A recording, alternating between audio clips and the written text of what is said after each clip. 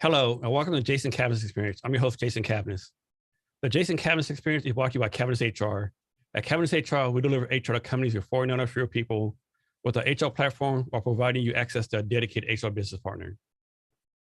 Our guest today is Taban Cosmos. Taban, you ready to be great today? Yes. Taban's life purpose, his why, is to impact the world through technology and innovation globally and create sustainable solutions that serve humanity. Taban is a CTO and co-founder of Guide, the B2B learning and talent development platform, helping remote teams and wouldn't-be knowledge workers learn anytime, anywhere on demand.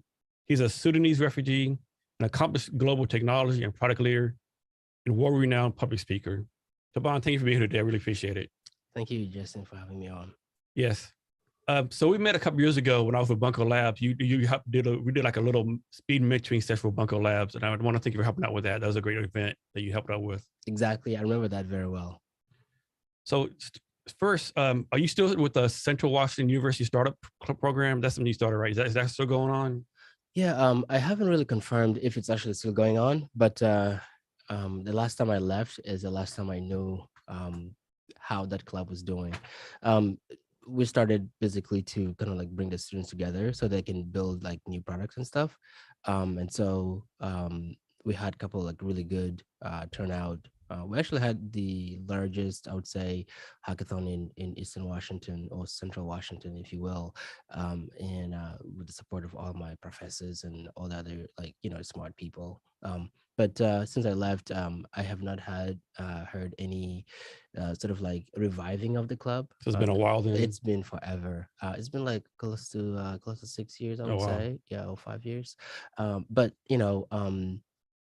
I still mingle with the students and I still mingle with the professors because I sort of like built this Because that's where you graduated from, right? Oh, absolutely, yeah. That's why. So short story, I haven't completed all my studies, but I did the walking, and as soon as I finished the walking, GE hired me as a product senior technical product manager. So I was working already at GE as a product person, and they told me that it's fine, you can do whatever you want, but if you want to get it done, it's up to you. So I don't think that's exactly what they said, but to them they're like, you can do whatever you want, right? And so I decided not to even finish my last class, and I'm like, okay, we're good, because I've met like, I don't know, 10% of people that I was working with didn't have a college degree. I was like, oh, this is sweet. I know. I like the college thing is different now, right? I mean, because I don't say college is a scam, but the cost increased by 10,000%.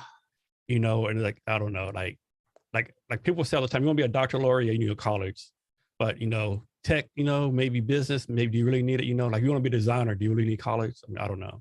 Yeah, I mean, like, yeah, to be honest with you, if I had a different direction when I started college, because I've been to college for at least 6 years, I would say, because I took off, a year in between deciding if, finishing my degree was, vital for my success, right?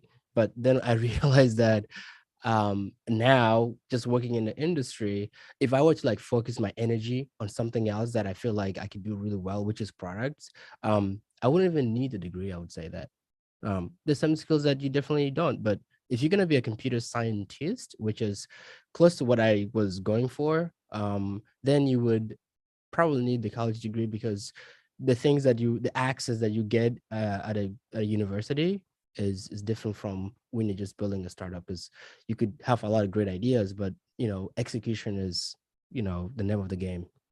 I mean, I think college still good, like the social networking part, right? Meeting people you might not ever met. I think is good for that. So you've been in tech for a while. From your point of view, is it better to complete a coding academy or do the 4-year computer science degree? Do you see any difference in those two things? I would say it really depends on the person, to be honest. The reason why I'm saying that is I don't really want to say that college degree or just going the traditional direction is the worst of the best, or the bootcamp the worst of the best. But I think it's more sort of like, if you have the right mentality to accomplish something that you feel is of an interest to you, if you go to bootcamp, depending on what kind of courses you're taking there, it would get you there, right?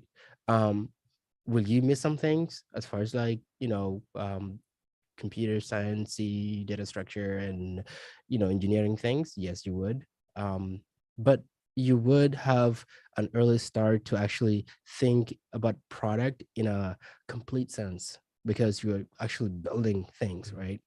I would say that the perks that comes with having a traditional degree is that uh, also again it dwindles down to the person, right? So if you spend enough time knowing exactly what you want to do, because in college you would have probably like multiple options to be an AI engineer or to be a data science engineer or whatever that is. You can focus your energy on that. But when I was in college, none of that was there, so we were just doing like computer science degree, if you will. From your point of view, what characteristics does successful software engineers, software developers have? They build things every day. They practice. They work with people. I've certainly worked a lot on my own, but I've collaborated with people. And so if you like to collaborate, if you like to think about ideas and just continue to build it on regular basis, I think that will set you apart. So there's a stereotype out there that software developers, they're working the code by themselves 10 hours a day, don't talk to anyone. That's further from the truth, right? To be a good developer, you actually have to be a good collaborator, right? Oh yeah, I mean, there's really no building something if you're not talking to anyone, right? Um, you're not building the product for yourself. You're building it for your customers, right? You run an organization. When you are building it, you're not thinking that I'm the one, Jason, gonna use my own product, but you know that there is need for yourself. But if you're gonna build it for the mass, then you need people that actually communicate with each other. So communication is definitely a big part of building, or being a good software engineer. You just, you're not always hiding yourself in the corner. You tend to do that only when you're focused on the product, on the specific task you're working on. So what advice you have for new developers trying to find a job? 'Cause like right now, it's like, new developers, they're getting killed out there, right? 'Cause most jobs say they have to take like, I don't know, like I'm making this up, like, 10-hour coding tests, whiteboard tests. They want like a job description say 2 3 years experience for an internship. So what advice you have for these people? Hey, like, Yeah, trust me, I've been struggling with that too as well. I'm gonna say that from personal, you know, perspective. Um, I think if somebody's new or just looking to get new job in the industry, I would say that um, getting familiar with your data structures is definitely the only answer to passing interviews. I've been doing interviews. I've done one with Walmart. I've done one with Google before. That was a couple years ago when I was doing product at GE. To be honest with you, I've seen how hard it can be. You definitely have to like focus. You have to spend, considerable amount of time. People that want to work for these big companies like the Fang. Um, there's definitely a lot of sweat to be put there because the rate of you getting accepted at those companies is probably smaller than actually wanting to get into Stanford or something like that, or yeah, I've Harvard. heard that. Yeah. Yeah. So I know a lot of developers, they complain about these whiteboard tests, right? Do they have a reason to complain, or is this the way the business is done right now? So I would say that it really depends how you frame your solution, right? Definitely matters. But having the whiteboard basically allows you to be able to think in boxes, and yeah, that's what they say in software engineering. You think in boxes. You draw little boxes, and then you point arrows to other boxes that explains what components link to what components or what dependencies link to what dependencies. So it allows you to understand the whole, because like building software is a mental thing. So you always have a mental picture in your head, right? And you're writing code that doesn't really have anything to do with the with the boxes, but it allows you to be able to communicate to other peers what exactly you're thinking. What do you look for when you bring on software developers for the company you're working with? Usually I don't do like the traditional interview style. I will ask them to show me products that they have built or something that they've worked on. Um, I- and then I would say how um let's say I would say are they team players, like can they talk about the ideas or talk about the problem that they're working on in a way that I can understand, in a way that my clients can understand, right? So that is sort of like the gist of the top, the sort of like the top of the cream, right? But everything else could be, like they know JavaScript or they know Go or they know HTML and React and stuff like that. Then we can kind of like narrow it down. And then the other approach on top of that is I would give them a 1 week project or a 2-day project that I know can be done in that time. So if they do it right, then I'll basically have a conversation. So how do you recommend people keep up to date with tech, right? Because like tech is like changing on a daily basis, right? How do you keep up with everything?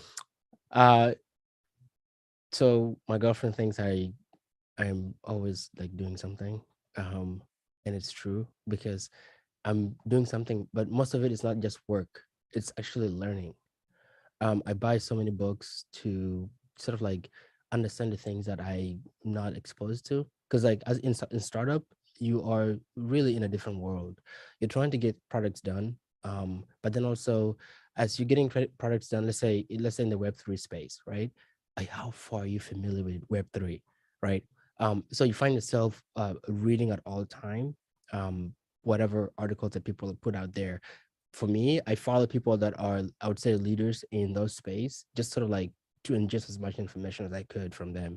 But that's from the higher level. But from the technical part, things don't change as much, to be honest. From the technical part, the only thing that as a software engineer, you just want to practice optimization, practice new problems, try new problems to just get better at solving, you know, harder problems.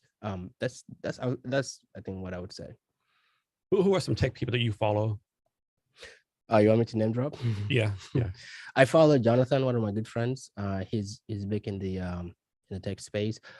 Jonathan Blanco. Yeah, Jonathan Okay. Blanco. I follow him a lot. I like his content. I follow Chad. He's in the chatbot and voice AI, and I think now he's also in Web3. I follow Adam Grant.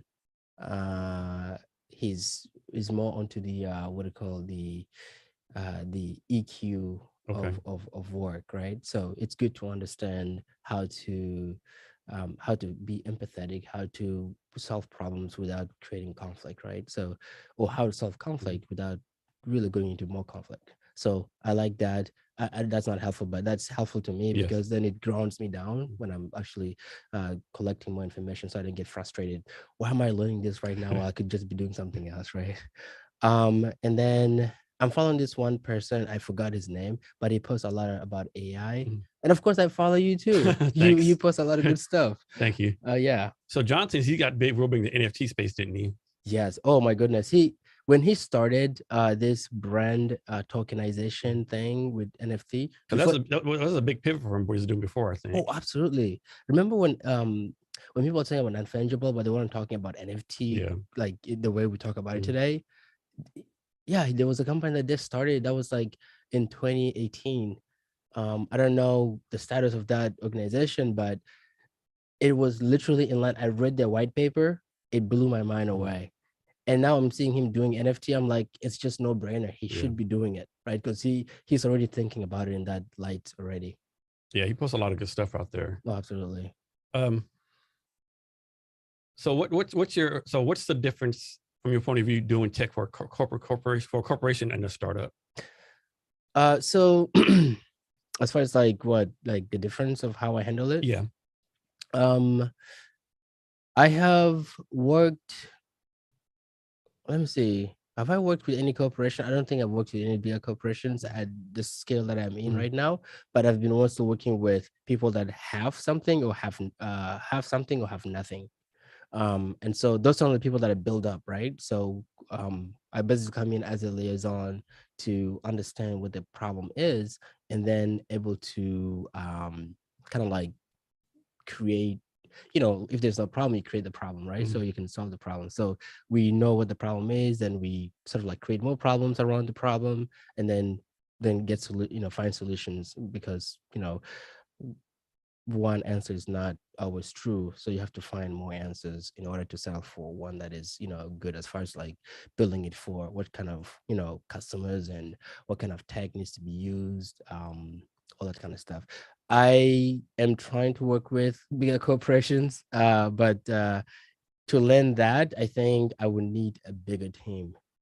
Currently, it's just me and some contractors that I work with. So there's really no, what is it? There's no what do you call bandwidth? Okay. Yeah. So if someone's getting their first software development job, we recommend them go to a startup or go to a big company. Let me ask you that. Let me redirect the question to Okay. you. What would you think? I mean, you've been in the space Yeah. longer than I have been. What's your thoughts? I mean, I think there's 2 points of view. One is like go to like a Google, get the money, and then become established, and then go to a startup. That way you go to a startup and say, hey, I'm ex Google, I'm ex Amazon, right? Because it means that makes it sexy, right? Yeah. But then again, you go to Google or Fang, so to speak, you're gonna do one thing over and over again. And what are you really gonna learn, right? Yeah. Unless you're self-motivated and learn your own, right? Or if you go to a startup, pretty much gonna say, build this for me. Yeah. Like, I don't care how you do it, just build it for me, So I think it's pros and cons. Of course, has to go with the family background and stuff. Can you afford to take a year off and be unpaid, right? So each situation. So that brings up a great question I always ask, most of the time, right? So let's say there's 2 situations. Yeah.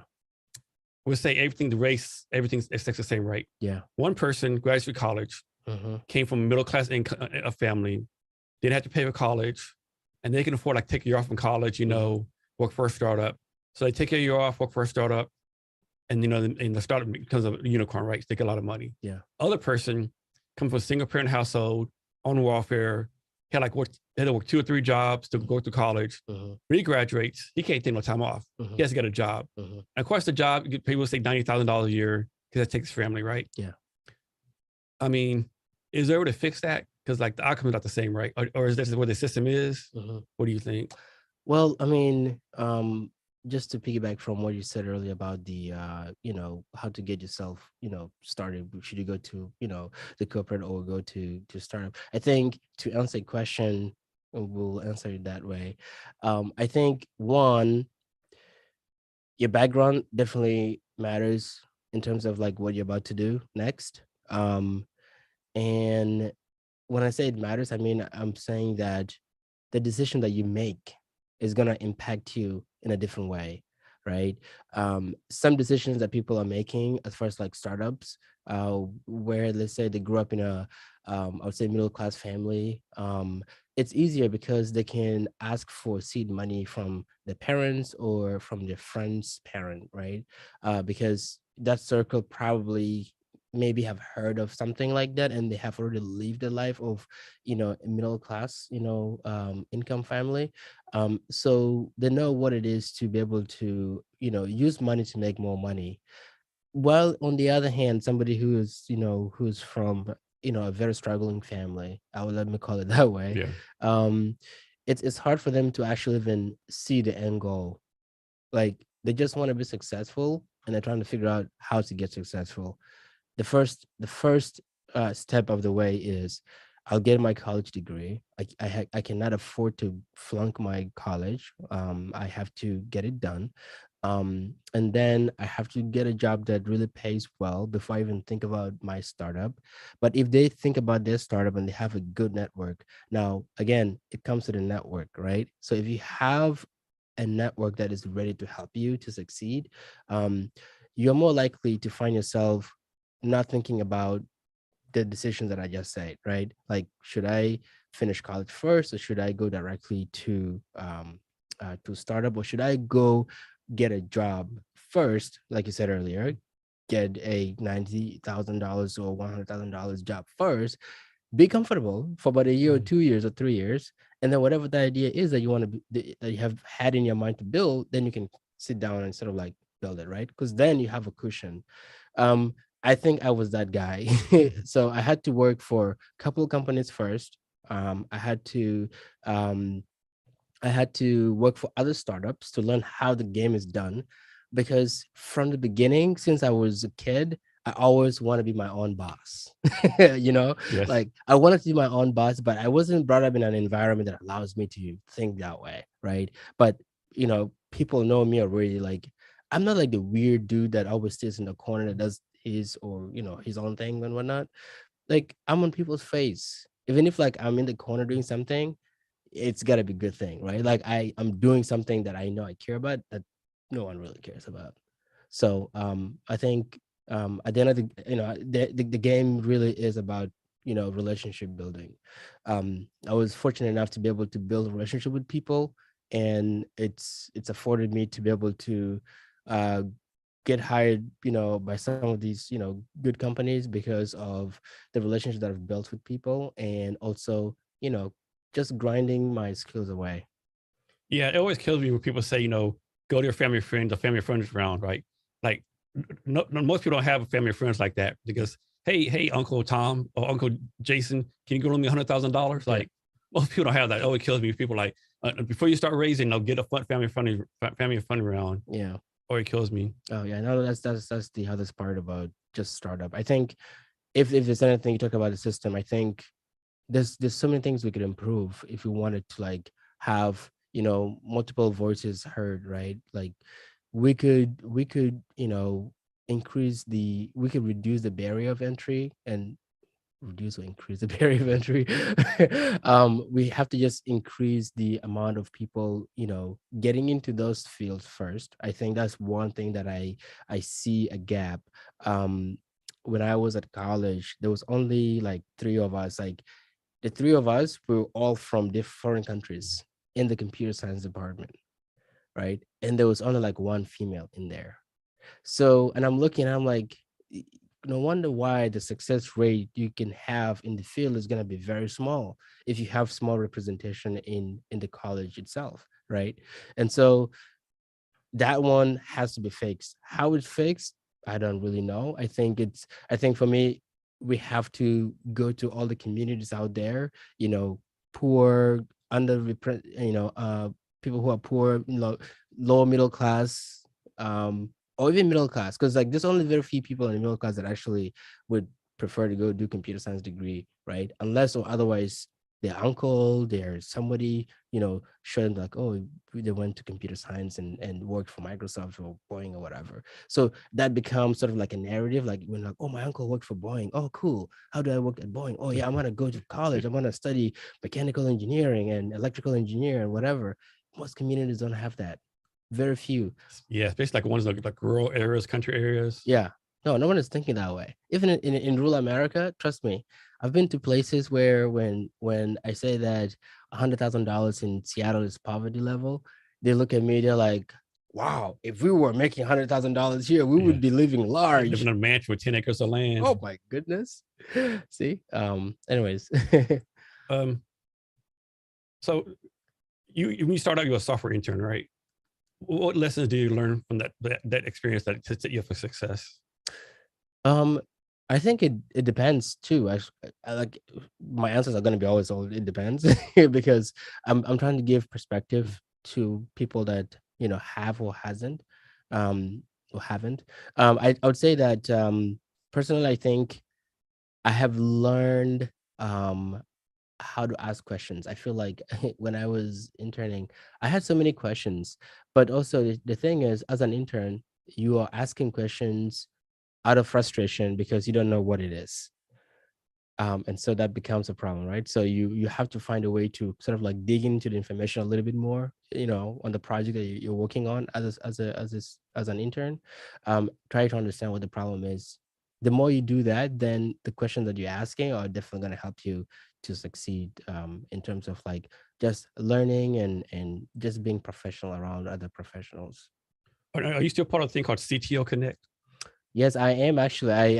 It's run by Peter. I actually follow Peter a lot. Okay. That's one person that I need to mention. Have you met Peter? No, I don't think I have. Oh, What's his last name? oh my God, Bell. No, I don't think I've met him. Yeah, Peter Bell. So Peter Bell is really cool. He invited me to one of his CTO Connect, and I gave a speech there about merging technology and stuff like that. Not as emerging technology, but like merging things Mhm. together. There's a name for that. I don't know. There's another word for merging that people use a lot.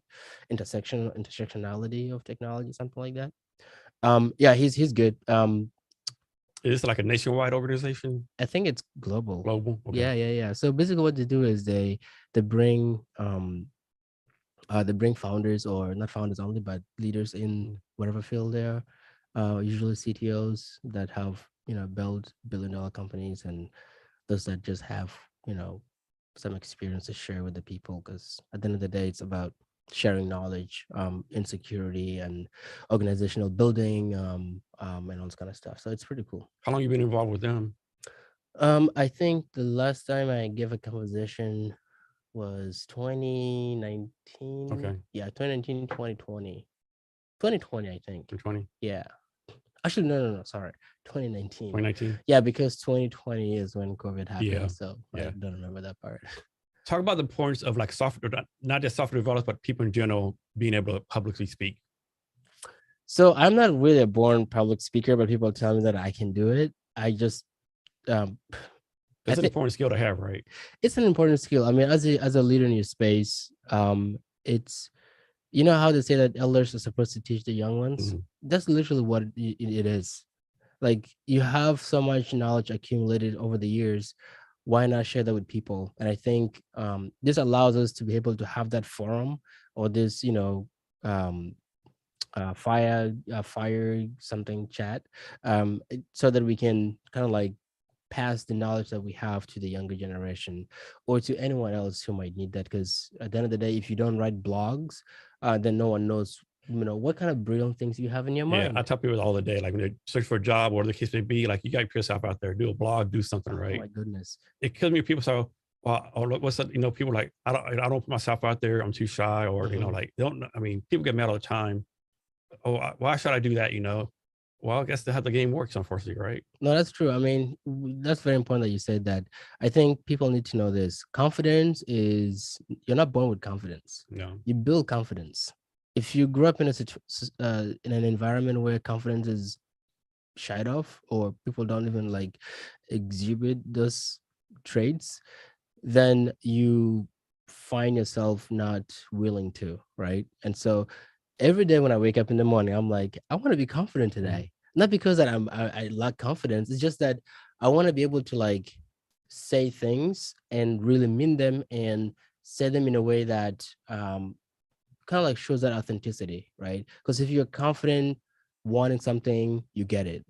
That's literally how it is. You can be shy, you can get it still, but in most cases, you really have to just be like that person who's loud. Well, people will take it a different way. Don't be that person who's loud, but be like that person that, knows this stuff. Like, you want something, basically. How can people build up their confidence? If they lack that. Yeah, that's a very good question. I don't really have any secrets or any things that I follow that can build that up. But I think it's most of like, kind of like digging into who you are, right? Like, what am I? Who am I? What do I want in this life? I think confidence can be built that way. I think the moment you start to question yourself, things that you've never asked before, like I do this all the time. Not all the time, as in like every day. I just sit down there and like, who am I? What am I? What do I do? But I am always thinking, what do I want to affect in this world, right? Do I have that ability to do it?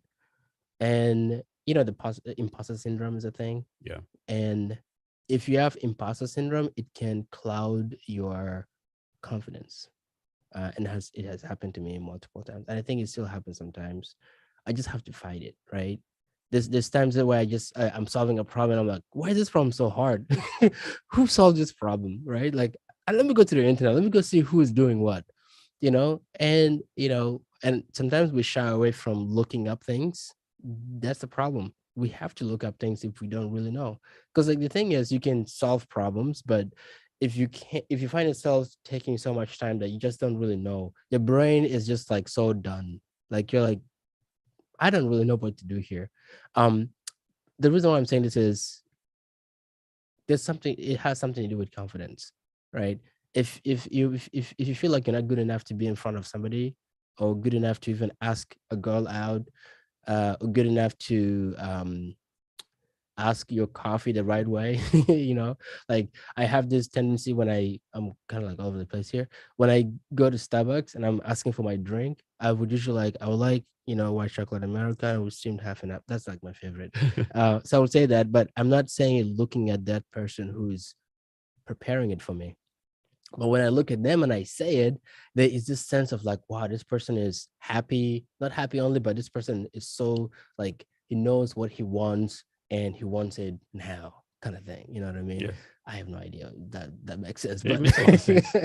But imposter syndrome is crazy when you like everyone has it right.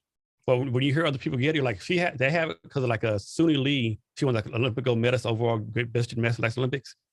She was talking about how right after she won Olympic gold medal, she had the imposter syndrome because her mind like only reason you won because Simon Biles not compete, right? yeah. And people are like, you just won the freaking Olympic gold medal for the best gymnast in the world. Like, how do you have imposter syndrome? But she like, no, I had this imposter syndrome. And like, it's crazy. This person just won the gold medal and she has imposter syndrome thinking she's not the best in the world. I mean, it's like crazy, right? It's right on the money because people think that even if like you're like if you have billions of dollars, then you shouldn't have that. Like imposter syndrome is very common. It's a thing that we have to just fight every day, right? You achieve one greatness, but you can still achieve another greatness. Yeah. How do you overcome that? Right? Yeah, and how do you use it like motivate you, focus you versus like destroying you? Exactly. A lot of people let it destroy them. Oh yeah, trust me.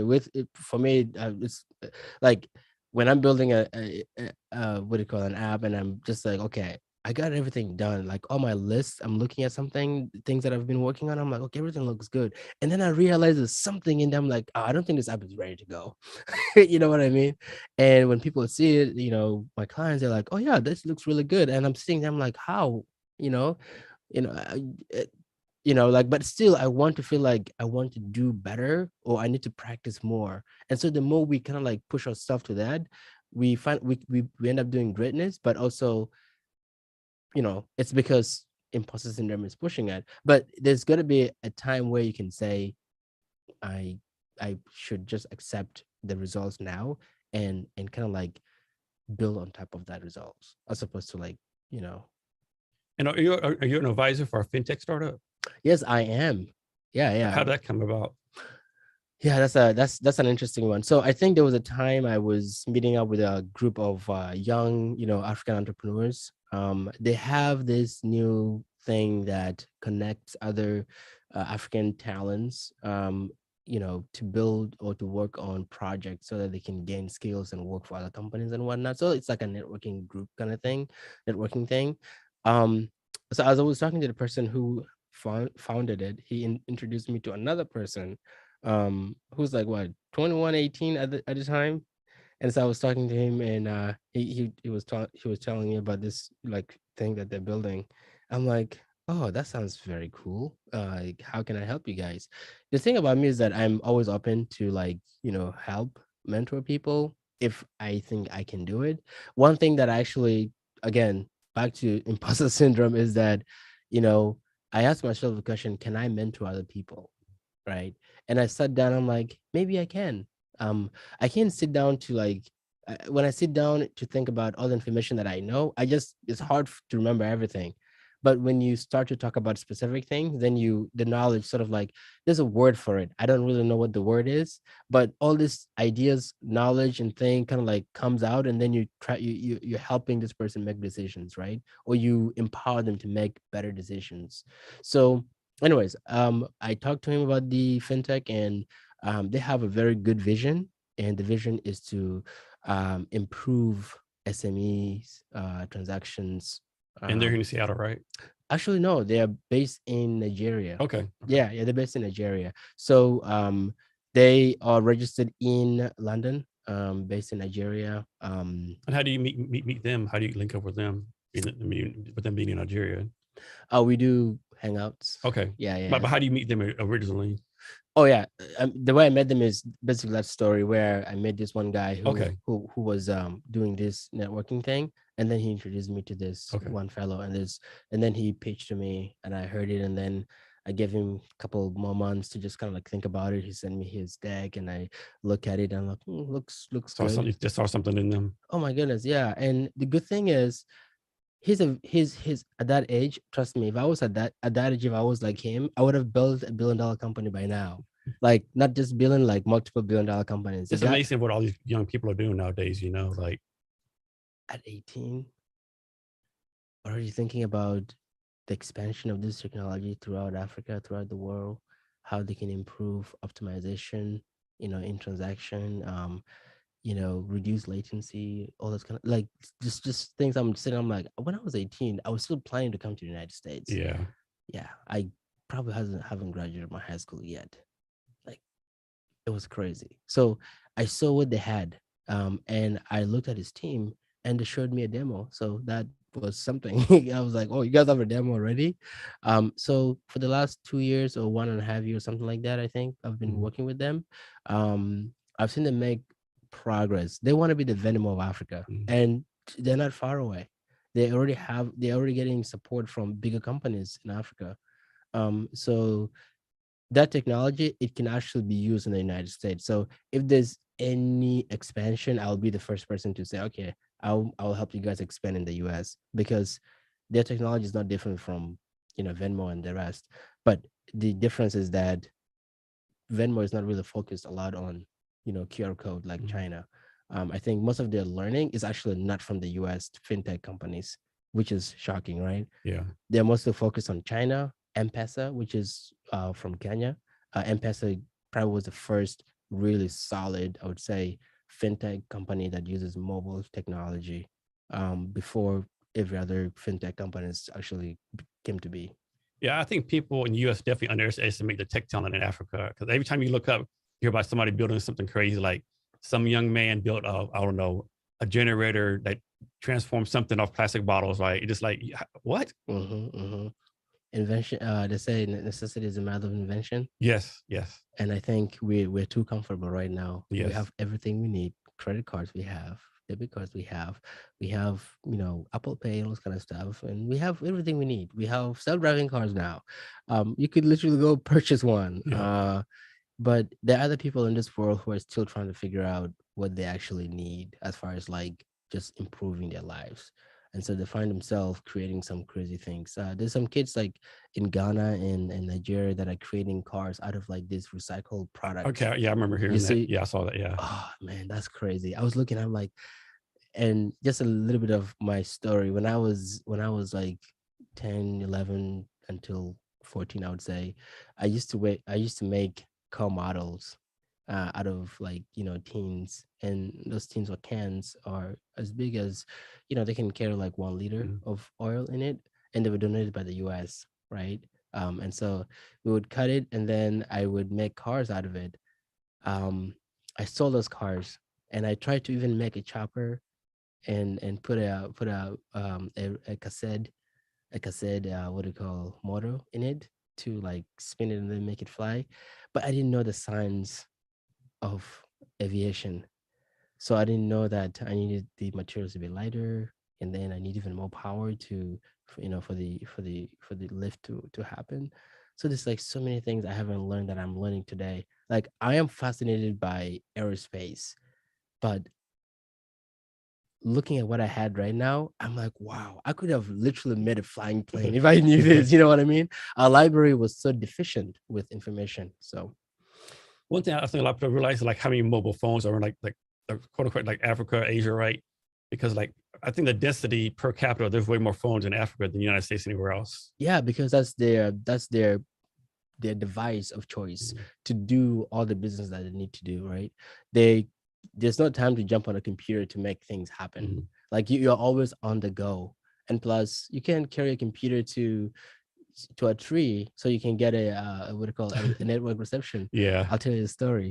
So when I was back in Kenya, and what do you call, um that's when like mobile network was actually pushed Mhm. to the area. It was in the refugee camp, and so basically what happened is that it's like a wave in the evening, because there's no so much wind. You can have a consistent, reliable cell phone network. During the day, because it's windy and whatever, something is affecting the wave, right? So you don't get good reception.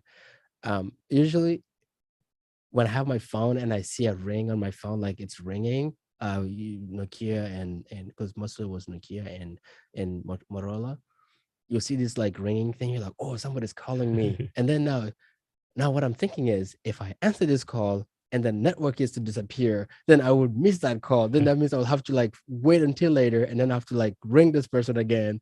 It could be like a whole day thing. Just trying to just have a call with somebody. When you receive that call, there's something that's joy about, like, oh my goodness, we have this reception.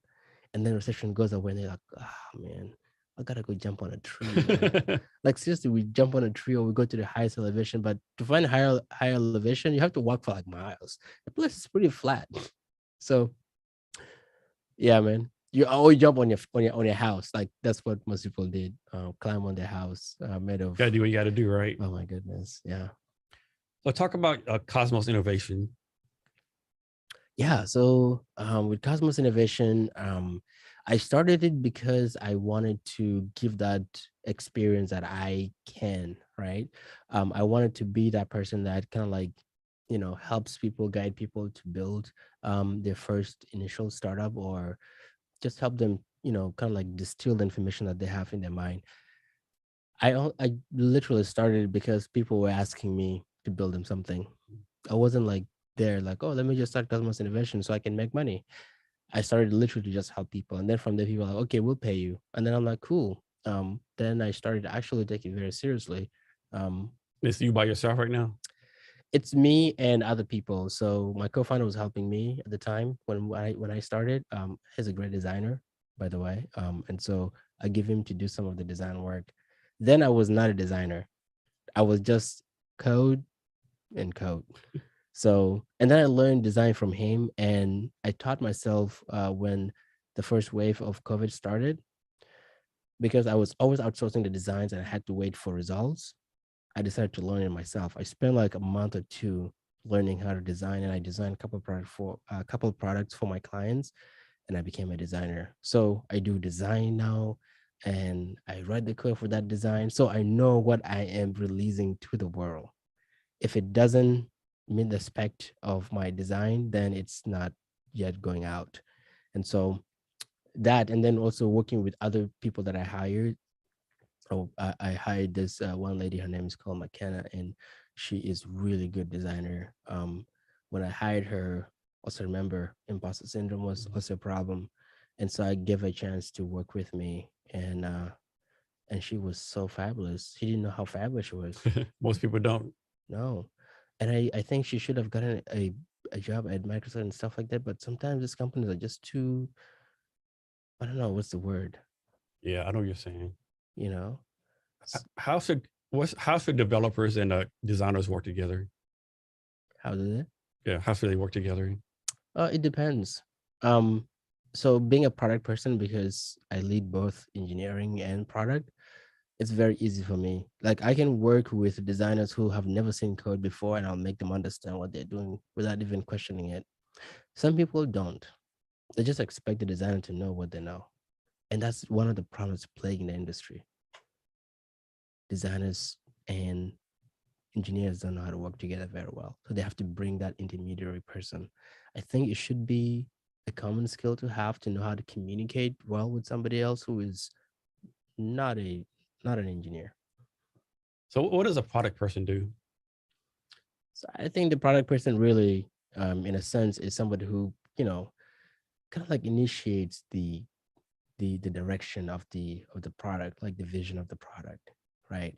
Um, because if there's no one that starts the vision, then what do you build? Nothing. So the product person basically sits down and start to like say, okay, we are going to be building this thing depending on if they're just getting started, but if it's something that's already in place, and the product person will say, okay, this is what the product used to do. It's doing well with this type of group of people, and it's doing well with this type of businesses, smaller, big, or stuff like that. Now we have to figure out ways to add more functionalities that actually that they were asking or requesting. So how do we do that effectively? So the product person basically comes up with ways to do that. Um, and then shares that with everybody else, right? Of course, you want to get an input from the engineer if it's possible to build it, right? You want to ask the designer, is this type of design, is it possible to design? Because to be honest, some designs are not easy, right? Like I personally struggle with some designs. I'm like, how is this gonna work? I'm loading data and I need to do this type of animation. I have never done this before. So you have to figure out all these nuances. But there's multiple ways what a product person does or what a product person is to other people, right? To me, that's what I see on a daily basis. Talk about how you do your product roadmap. How do I do my product roadmap? Yeah. I really don't have a cut defined, I would say, strategy for that. I think I'm still building, I'm working on it. I don't think I have 10 years of experience yet, so I don't know if that matters. But um what I do is I tend to work from top to the bottom as opposed to from the bottom to the top, which is I want to know what the product is, like what are we creating, right? Create the vision for it. And then what is this product going to look like? How are people going to interact with this product? Does it have to be, mobile? Does it have to be web only? Does it have to be, you know, VR, whatever that is, right? So then basically break down the things that we can do as far as like, accomplishing our goals, right? We can start with, let's say, user logins, user registration, and then some of the like really, nitty gritty things, right? And then you go kind of like that way. And then you involve people from the back end and the front end to like work on that piece together, right? So that every time you're moving on the next piece, you're moving, you're synced basically, right? So and then of course I do have a product roadmap as far as like product requirement, which is the product roadmap for me. It basically lists out what we can do, what we cannot do, what we should be thinking of doing if we're to complete some of these requirements. And so that way, kind of like it builds up the expectation, but then also it kind of like says, okay, there's a room to play with here if we have time to like add this. If not, the product is done. The goal is to get the product ready, right? If we can get the product ready, that's great. Minus a couple things here and there, the bells and the whistles, that's what they say.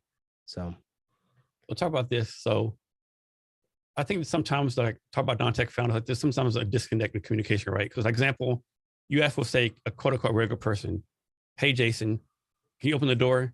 Jason goes open the door. As a tech person, open the door. You gotta say, hey, tech person, stand up a 90-degree angle, use 2% thrust. It has to be like, regular person you say do 1, 2, 3, 4, 5. Tech person, you gotta say, do 1A, 1B, 1C, 1D. Like, how do we fix a disconnect? Is the responsibility of a tech person to solve it, the non-tech founder to solve it? Because when I first started doing this list, I was like, here, tech person, do this. And like, what is this? Well, you told me to do this. So I know it's not. So like, how do we like fix that, so to speak? yeah, I think I know what you're talking about. That thing is that type of scenario happens all the time.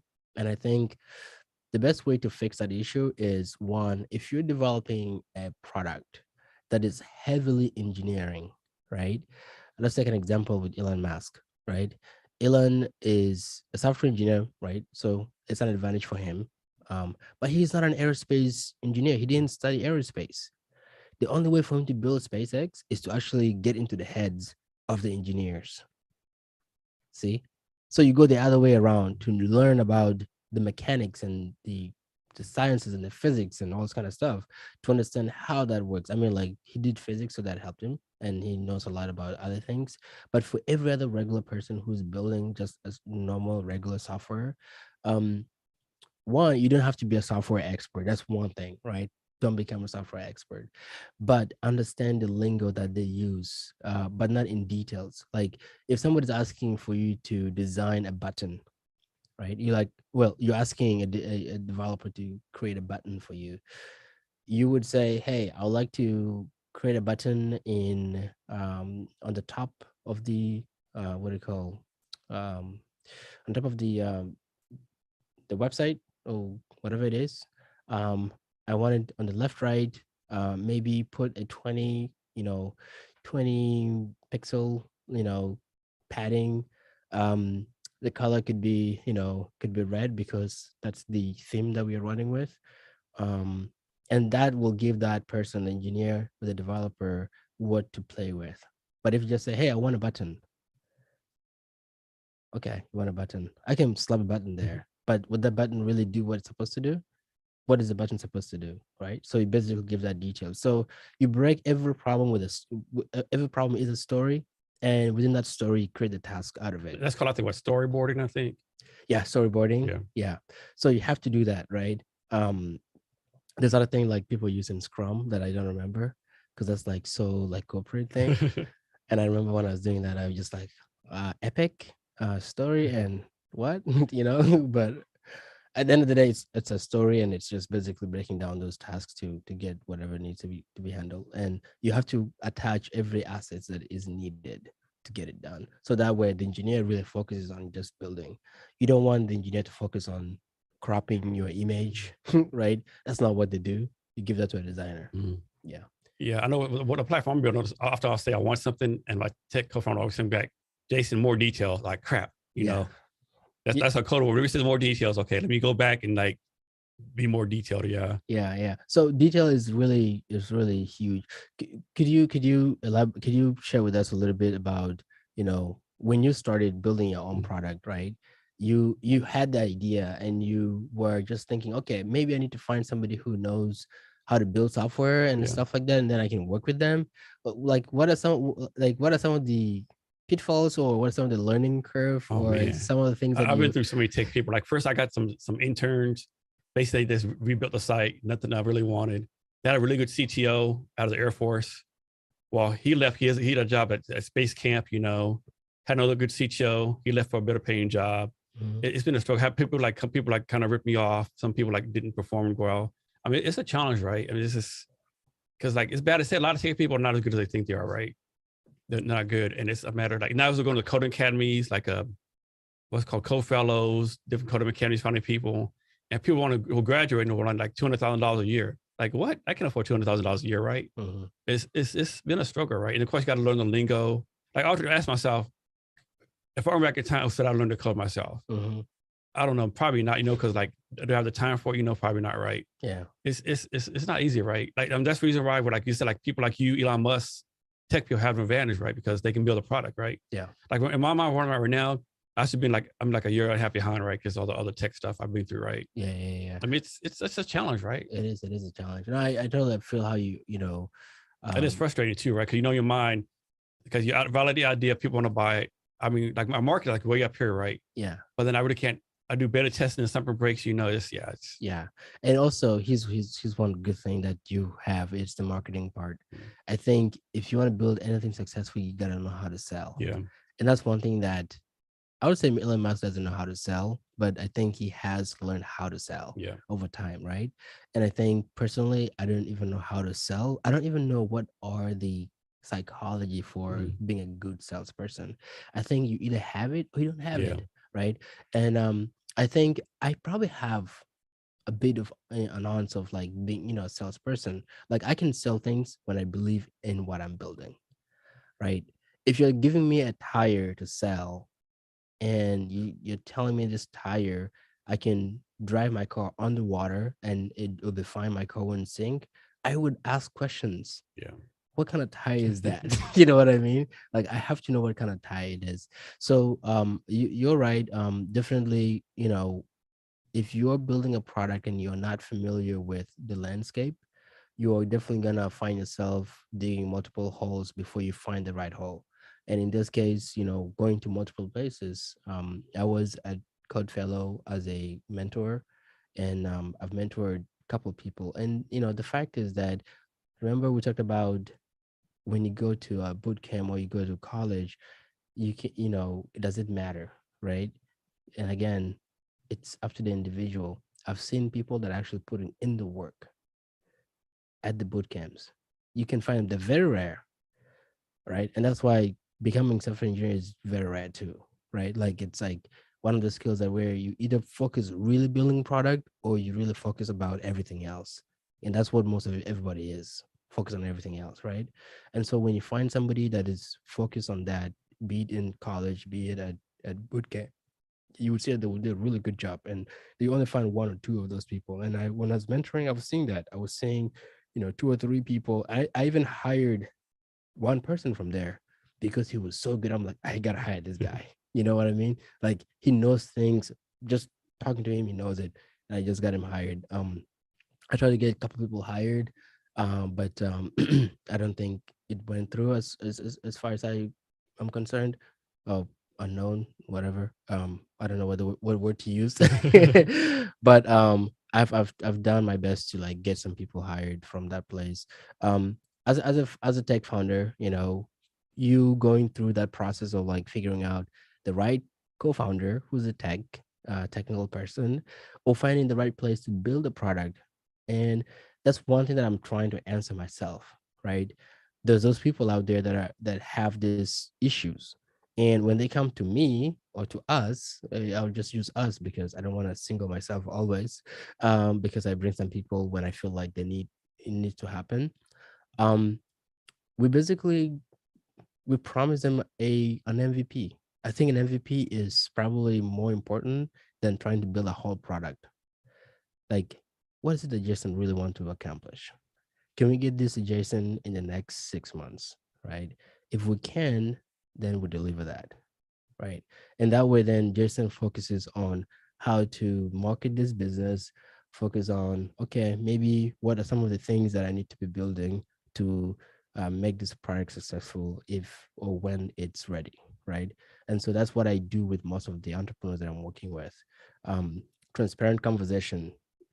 If there's an issue, I'm gonna tell you the issue. There's really no need for me to not tell you the issue, because if I don't, it's gonna hurt you, right?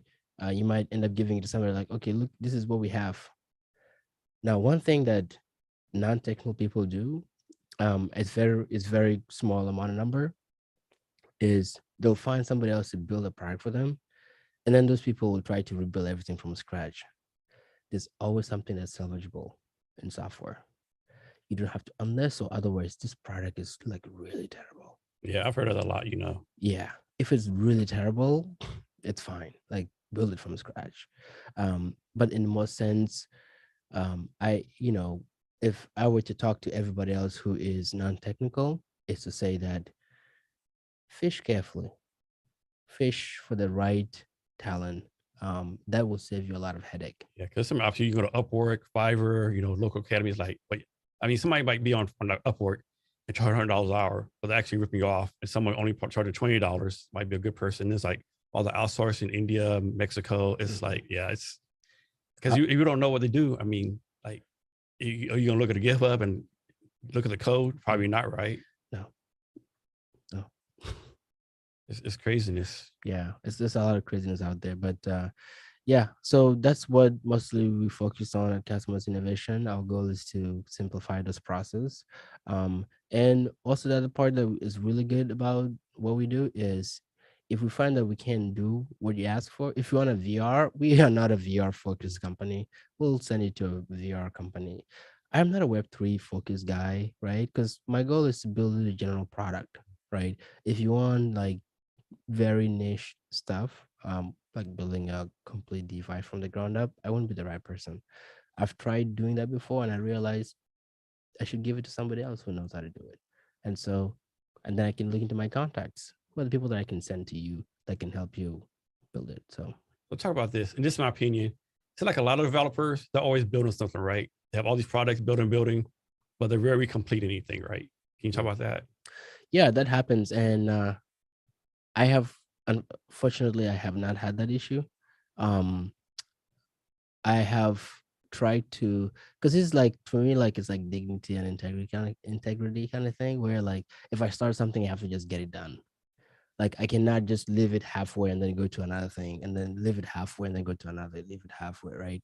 And as I'm building like two products at the same time, I am communicating results at the same time as well. If I'm not working on this product for a week, that means whatever I'm working on here has a dependency that I'm going to use here. So every time I'm working on something, there's dependency. Every time I'm working on something, there's dependency. If there's no dependencies, I am not taking that project. And I think, yes, that's a problem out there. I can't speak for everybody else, but I think it becomes an issue. Like I have started back then when I, started to work on products, I would find myself, I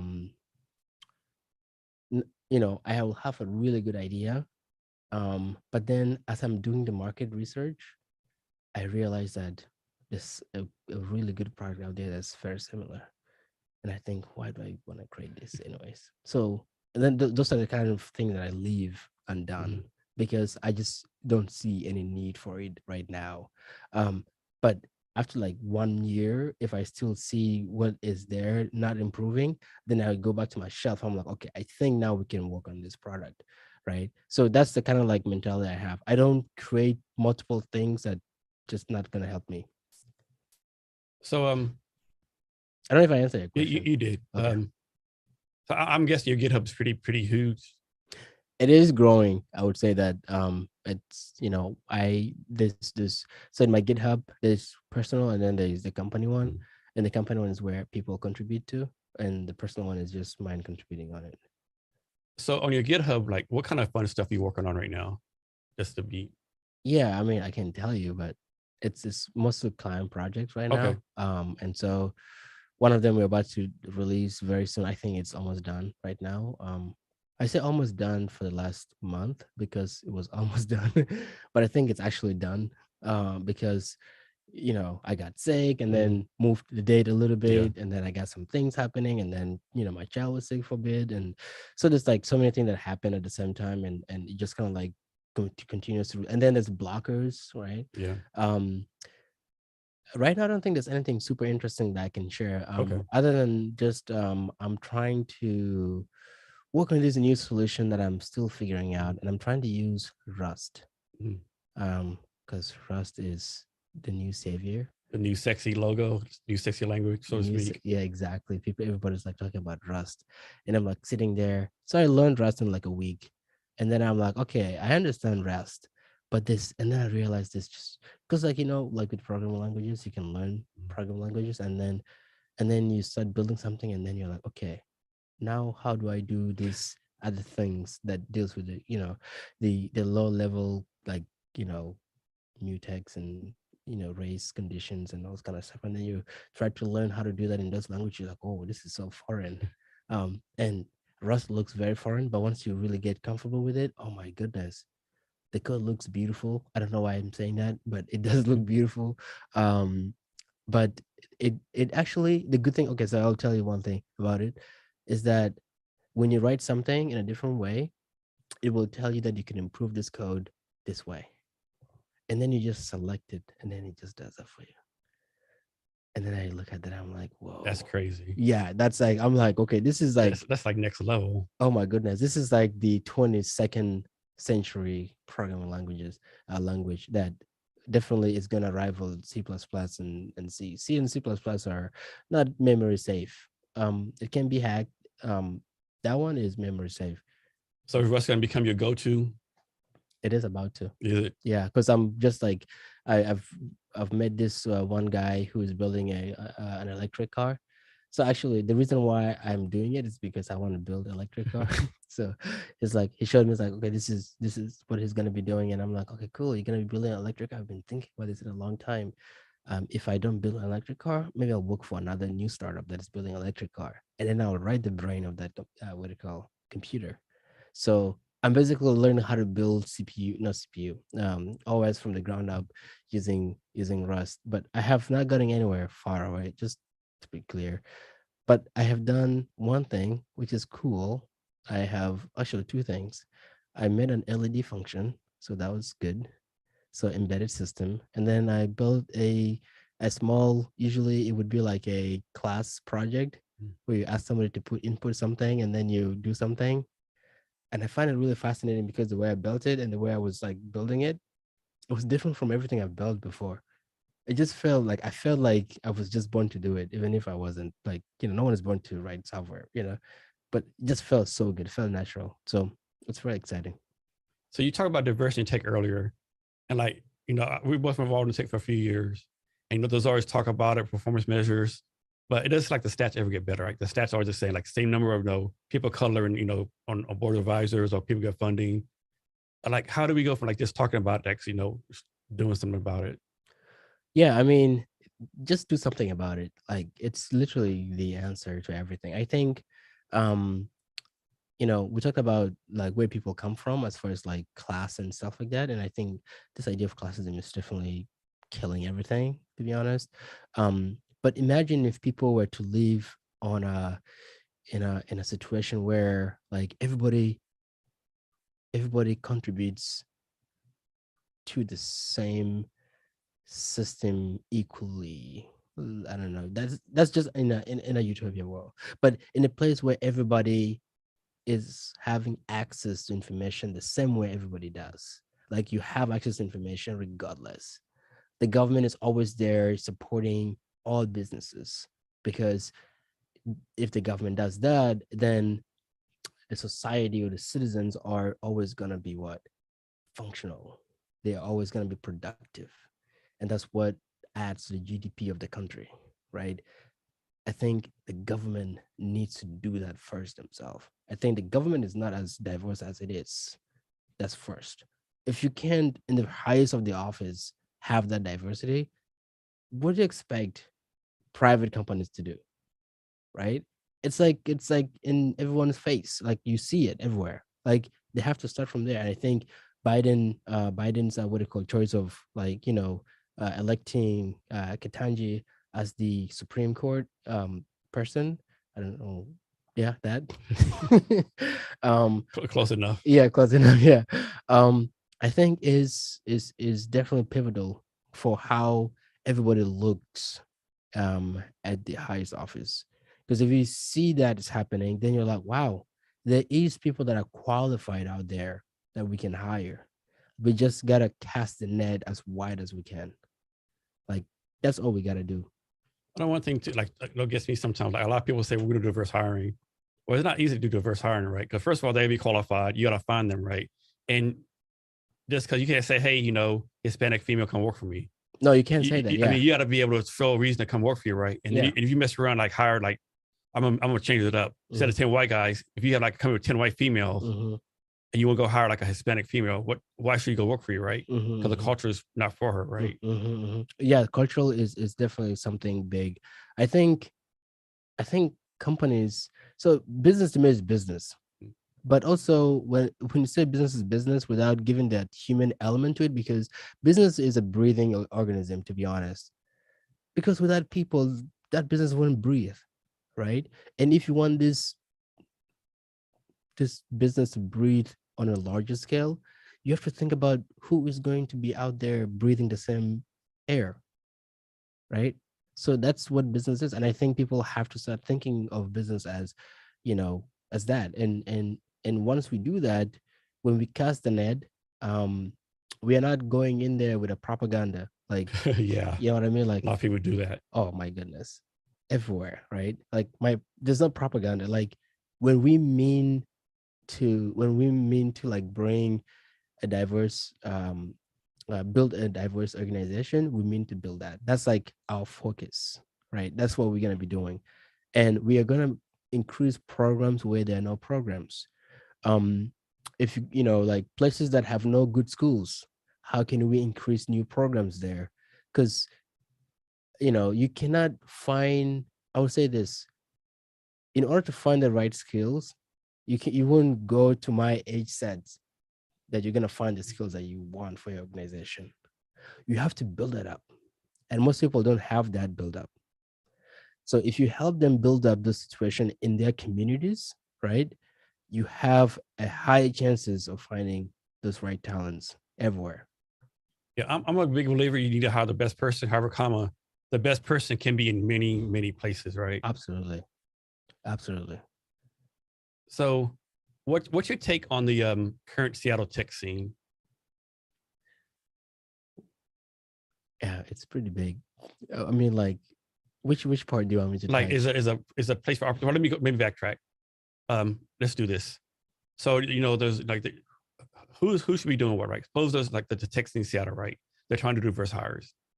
Should they go where the diverse talent is, or should the diverse talent go where the tech people are at? I think it's equally. It's, I think, a take and receive kind of thing. I think so one, it's good to understand that there is a problem that already exists, right? That's very important. And then two, what are some of the measures we haven't that we're gonna put in place that can help elevate those issues and make them more prominent in the company, right? And also in the community as well. And also, I think third, I think it would be important for this organization to show their faces in whatever communities that they want to hire, right? Um, and again, just like how they've been doing with multiple, for the last century, last not century, like last decade since the .com bubble, is to find people from schools like elite schools. That's what they did in most other colleges, but also you find in those colleges there were very few represented minorities in there, right? So the number dwindles all the time. But if you go to bootcamp, if you go to other places, unconventional places to find those talents, you will find those talents. So I think it's paramount that they look for other avenues as opposed to just that one avenue that always filters, right? All the filters, like majority, white dudes that have the opportunity, that have seen everything as far as like, tech and all this kind of stuff because it's been always in their face, right? And then you have those who have, Latino, African American, and everyone else that haven't seen that. You know, how do you find a way to inclusively not feel like you are let, let's put it this way, like you said earlier, you can't say, oh, I'm looking for Hispanic, I'm looking for an African American, right? You can say we're looking to hire diverse talents, Yes. and that could be everybody. Yeah. I mean, diverse is everything, right? I mean, Exactly, that's what diverse means. I'm looking to hire diverse talent.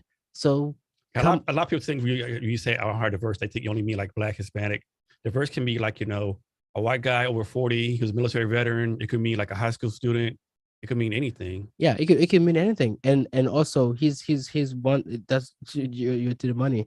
um when organizations say diverse and people are like, wait, you're talking about diversity and I don't see any diversity, right?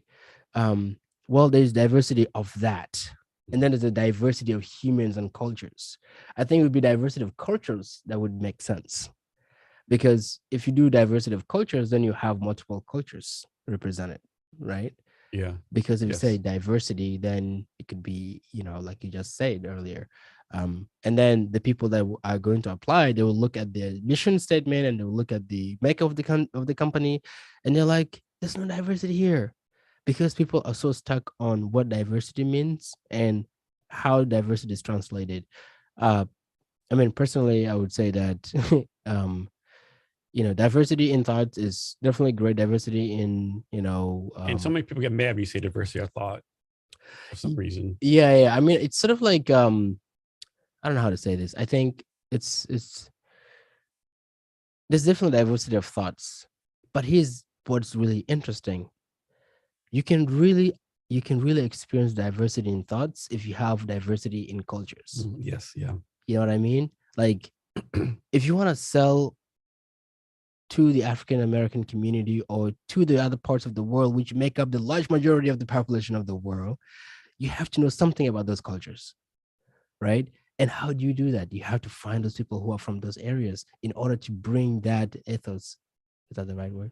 Yeah. Yes. Into the what do you call, into the organization, and therefore it basically represents with the organization itself. So I got two good examples. One, this happened a couple years ago. There's some company in Canada, they won like diversity award, right? Mhm. But everyone was white. So they were like clapping back. Where's the diversity at? Where's the diversity at? This is BS. Yeah. And one of the people like clapped back and said, no, we're actually like, there's like 6 of them. 3 of us are immigrants, 2 of us are LGBTQ, one of us like, handicapped. And they broke it into one, and like all of them had all the different diversity, right? We don't have the diversity you think about, we're actually diverse, right? Yeah. Another example was these 3 African-American men, they graduated, I think, from law school, whatever, or say from Howard. And someone put like, what a great picture of diversity. And people are like, they're all the same. How's that diverse, right? Yeah, So no, I know. I totally. Yeah, I think just the word diversity, just throwing it around. that too many people throw it around. Yeah. To me, like sometimes I sit down, like I've always questioned what diversity really means, right? And like I said earlier, it could be culture, it could be most of, like, the biggest umbrella for it is culture. Yeah. Like, that's the biggest umbrella. You cannot take that away, right? But everything else also, lies under diversity too, right? Somebody from the military, right? Somebody who is from Wall Street, right? That's diversity, right? Somebody who is, like, what, immigrant, I don't know, like, there's all this stuff, like, that can make a diversity.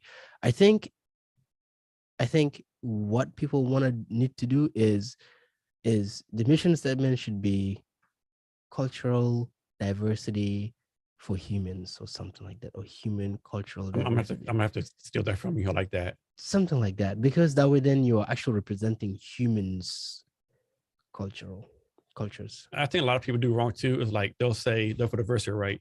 But in reality, they're like pro their group, right? Whether it be pro Hispanic, pro Asian, and there's nothing wrong with that. But you're not diverse, right? No. Or And they're pro immigrant, pro refugee. That's fine and dandy. Be pro whatever, but it's not diverse. no, that's very correct. And the reason why I'm able to communicate with multiple people of different places or even different cultures is, one, I'm not singling people out. Like, I'm not just looking like, okay, this is the Western culture, this is the African culture, this is the Chinese culture, this is the Japanese culture. I'm trying to understand all of it, and I'm trying to communicate with that communities. You know what I mean? Like, it allows for information to flow without friction, because the moment I start to silo my thoughts, that I need a diversity, but then I'm like, okay, diversity just for African American, diversity for African Americans, where they can be African, they can be like people from Caribbean, people from Africa, people from London, people from I don't know, say London, but Europe, uh, people from all these places that can make a diverse, And they all have their different cultures. they have different cultures. And but there's one thing, if there's anything about this group, is the thought is not different. It's not different. Like, people think the same, especially from cultures that you put together, right? And if you have a culture where everybody's thinking the same, then you don't have diversity, because that thinking in itself, because of cultural background, kind of like erases the diversity meaning out of that organization. Yeah, I Yeah. agree. Yeah. So Tavon, talk about how you're impacting the world through tech. Yeah. I think I haven't gotten there yet, but I'm working on it. I think for the most part, I think I'm just sharing a lot about tech, just kind of like bring people closer with tech, um, make some things known, as far as like what's going on in tech, because not so many people really understand so much of the things that's going on that could change their lives, or in a better way, in a good way or in a bad way. um but I think just also just inspiring refugees who came to this country and looking to join tech and have no idea like how to do that. um I think that to me is very important. But like, if there's anything that I could do, like if I want to spend my time um doing it really well, I mean, everything else philanthropy wise is great, but I would love to dedicate a specific amount of my resources to build the next generation of tech, um, in Sudan, in Kenya, and all those places around the world, and even the United States, because still I live in the United States, right? So there's so many places that still need that help. And I think creating a so I'll tell you this. My plan is really to do something really interesting. I'm trying to create sort of like a school university type kind of thing, but it is really focused on learning on the move kind of thing, right? Come in, learn as much as you can, but focus on one specific thing that you're really good at. Like, do it, and then go out there and fix the problems that you find. Sorry, I just popped my No finger. worries. And find things that you want to work on, because that way then you can see direct impact. My goal is to like see, I don't want people to spend like 4 years in college and then realize that they could have done that a long time ago. Like I want to realize as soon as I get in, like what is one thing that is in your mind that you can solve? If I was to give you the resources, what is it? Right. And I think the places, especially the place that I came from, there's so many problems they can solve for themselves that just need that a little bit of push. Like, here is a facility for you. Here is resources that you could use. Um, just go solve that problem. And I think you would attract the right talents, because if you tell somebody we have $100,000 to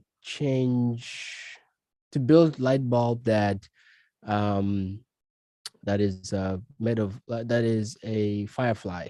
I don't know why I say firefly, but a firefly light bulb that just flies around like a drone or something. I don't know. I'm just making this up. But is that a problem that you want to solve? If it is, then come solve it. Maybe there's application for many things once you build that, right? Um, what about electricity? Do we need to build some more dams, or do we need to build more solar farms and stuff like that? If you can create even 10 to solve a problem, um, it's an opportunity for you. So I think creating that type of apprenticeship type of opportunity, I think, is what the world needs. Going to school is great, but I think that's for other people. Some people just want to solve the problem right now. Let's just give them that opportunity. I remember, do you know what TAF is? No. So it's not a federal way. It's like Technology Access Foundation. That's a volunteer, right? And then it's eighth grade, like they're like science, stuff like that, computer science. Yeah. And this one person had an idea, well, basically like take your phone and use electricity from your body to charge a phone. Ooh. I like, whoa. Like if I had $1 billion, I'd give it to you right now, right? Oh my goodness. So it's like this stuff like blew me away, right? The stuff they're trying to do, like who would have thought about it? Charge your phone to your electricity out of your body, right? No. You have energy, you know that. Yeah. And that kinetic energy can be used, whatever that energy is. I don't think it's kinetic necessarily, but there's some kind of energy. Yeah. Do you know that there were watches back in the day that uses a blood to function? I've heard of that. Yeah. My dad had one of that, I Yeah. think. I don't know where it is. I mean, he's passed away a long Mhm. time ago, but there was a watch where as soon as he takes it off from his hand, Mhm. it stops working. Mhm. He puts it on and it's working. Or probably I saw it on somebody else. My memory is just so jacked up right now. But I've seen it. Oh, it's crazy. So define underrepresentation from your point of view. What does that mean? So underrepresentation, from my point of view, is I won't talk from the high level, because at high level you have to start from somewhere before you come up here. And I think underrepresentation start from colleges, from schools. I would say that there's so many, like, okay, I'll tell you an example. When I went for the computer science degree thing, I think people are discouraged. Like they get discouraged very easily, because there's one thing that people say about computer science, that it's not for everybody. And now when you're in there, imagine coming from a society where you just don't think you're good enough, right? Because that's what you kind of like grew up seeing. Like, I'm not good enough. I don't belong in that office. I can't own that car unless I do, drugs, or unless I, you know, sell people. Like weird things that people grew up seeing. Like that's everyone. Like most, I would say, you know, 25% of the world are living in a way where like they don't really know if they can do it or not. Example is just United States in itself, right? So the people that don't know how to, and by the way, people shouldn't sell drugs, so that's not a good way to make money. It's bad. So, but if you have people that are really disadvantaged at that capacity, it's really hard to find a representation at a senior level, because only very few of those people that have the mindset I have, or even better, end up in these positions, right?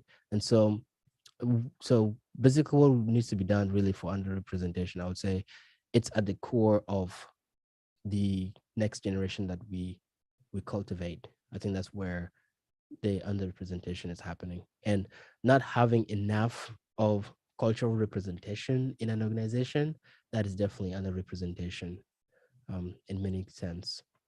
So what tech excites you right now? What new tech out there excites you? What new tech excites me? I think I still AI excites me. The intersectionality between AI and blockchain, I think, is going to be huge, and I have not seen it being touched yet, because right now we are at the point where we're collecting data. So once we collect data, then AI needs to start doing some work on this blockchain stuff.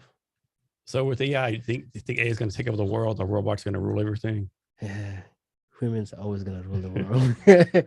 I mean, there's AI is always going to be there, but the reality is humans are always going to rule the world. It's like there's really no way we can allow a foreign, not foreign, but things that we build to control us. Like that's not going to happen. If Jason think it's a good thing, somebody else is gonna say, Jason, you're wrong. Yeah. They will come and destroy it before you even know it, right? So somebody's always, as you're planning something, somebody's always ahead of you, or if that person is ahead of you, somebody's always ahead of them, right? So AI is great. It's not gonna take over the world, but it is gonna, in some sort, take over some parts of the world, not all over the world, because majority of the world are not even on the internet. It's crazy, right? People, we don't realize how much the world is not on the internet. Mm-hmm. And actually, how many people in the world like live off $1 a day or don't have clean water? Like we don't realize that 'cause we're so sheltered. Oh yeah, there's just so many issues. There's homelessness already in Seattle itself. It's There's so many problems to be solved. And if we let AI take over, maybe AI will clean up the bad guys and then say, "Hey, are you the good guy? Let's figure out a way to work together." You know what I mean? Like, I hope it doesn't end up like that, because that would be terrible for everybody, right? Yeah, no. Here's a question for you. Yeah, I saw this on a discussion a while ago. yeah, Let's suppose, like, they have people like Elon Musk, Jeff Bezos, all the people we know, Peter Thiel, and all these rich people like pretty much run the world, right? yeah. So the question was, let's suppose everyone lost everything, right? Uh-huh. Everyone's equal, Mhm. and everyone in the world was given $25,000. Yeah. Will the top dog now still be the top dogs, or will somebody else come on top? Once you give your answer, I'm gonna tell you what everyone said, what the percentage was. So basically, with Elon Musk, if Bezos, the people, would they still be successful and do what they're doing, or would someone from unknown place come around? So, yes and no. I think somebody from other place are gonna probably dominate, but the reason why I say yes and no is that, one, if you have the resources already in place, you're already ahead of everything. So everything's equal. There's no resources. Everyone just gets $25,000. Oh yeah. If there's none, no, like people from other places will be on the top for sure. Like, because here's the thing: if you have the access so let's say we're getting $25, right? And you get the $25 before I get my $25. And at that time, you are lucky to to have discovered something of value. Mm. And then you capitalize on that. Chances are you're gonna do it better than I am once I get my $25. And that happens all over the world, right? Now, the difference, so remember, it's just money. The only thing that is missing is information. If information was equally distributed, then the chances of somebody from a different place to come to the top is more likely, even if the money comes later. So interesting. So in this poll, 80% said Jeff Bezos, and then we're still get on top.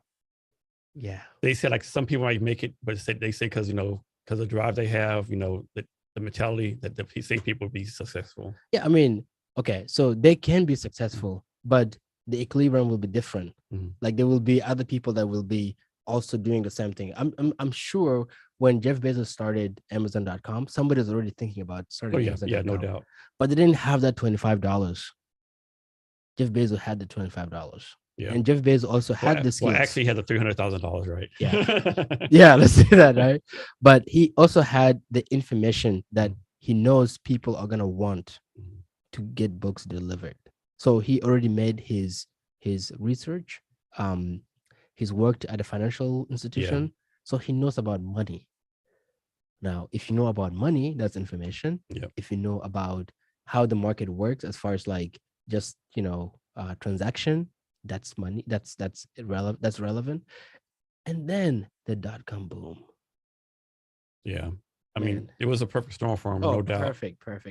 I think it's where the saying that says that success is when luck meets opportunity or Yeah, something. yeah. That is basically what it is. But I mean, people could be right. I would say not 80%. I would say probably like 60%. 60. Yeah, probably mine will be 60%. I mean, like if I had the money and I had the information in 2010, I will be a billionaire by today. I'm not even lying. The reason why I'm saying this is because I'm not even trying to brag here. The reason why I'm saying this is because when mobiles are being developed, when mobiles are becoming smarter, I was talking to people in the senior position. Why can I just say hello to the phone and the phone respond back to me? Some people say that, oh, the phone will consume battery, will do that. I'm like, no, no, no, no. There's a way to build it. Imagine if I had the money to focus on how to build that, I would license that to everybody. So, what does the average person get wrong about tech? What is everything that people get about like that? Uh, man, that's a good one. I have to think about that a little. Okay. Most people just turn the phone, they think everything works completely right. I don't think they realize how complicated what all the work goes into, like having the phones and all the tech we have. Oh my goodness. So I'll give you a couple. One, the thing that a developer can fix a phone, or a developer can fix anything that's electrically, you know, malfunctioned. That's one thing about people that think about tech people. So that's not really what people think about tech. Now, if you think about tech in general, right, like how things work, Mm. right, like how this information is being encoded into your computer, and then you're receiving it there, and then you have this software that like gives it life, right? Because software gives it life. Like this is just waves that are going through. And so what happens here is that there's so many I'll say mechanisms that are working together in order to create this like full experience. And that's with software. You have multiple services that are listening to this, that are listening to that. Like is this person paying? Has this person already booked? Is this flight full? Is is this what do you call file? Does it have virus? Right? There's like multiple components that are working together, and that I can never explain that one to one person and they'll be able to understand that. Impossible. So, what got you involved in tech? Say again. What got you involved in tech? What got me involved in tech? When I was growing up, I I started to like build not build but fix electronics. And this when you were in Sudan, No, I was in Kenya. Kenya. Okay. Remember, I came from Sudan when I was like 4 years old. Okay. So I grew up in Kenya my whole Okay. life, right? Until I came here, which I already finished growing. So I worked on radio pieces where people had. I remember a specific example is something I tell people all the time. This guy had this like radio laying on the corner of his house, and I came in as a kid, like around 10, 11, something like that, and I saw it. I asked him like, "Hey, can I have that piece of scrappy radio with me?" He's like, "No, it doesn't work. I'm gonna throw it away. You don't want something that doesn't work." I'm like, "But yeah, that's the reason why I'm asking, because instead of you throwing it away, give it to me, please."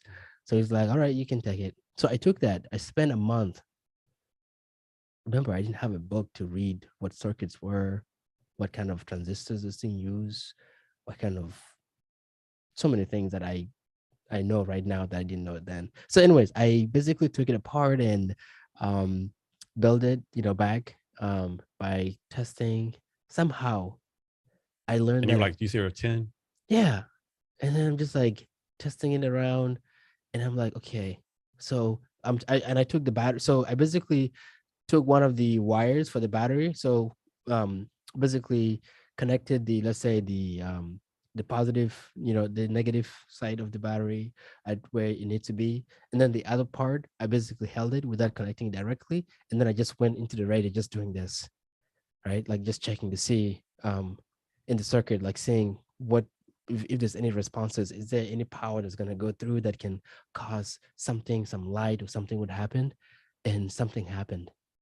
Some light showed, and as the light showed, I had to figure out the sound, and then I went and the sound was up, and so it was just doing shh. I'm like, this is so cool. In 2 months, I'm like, I'm able to make this thing resurrect. I didn't ask anyone questions.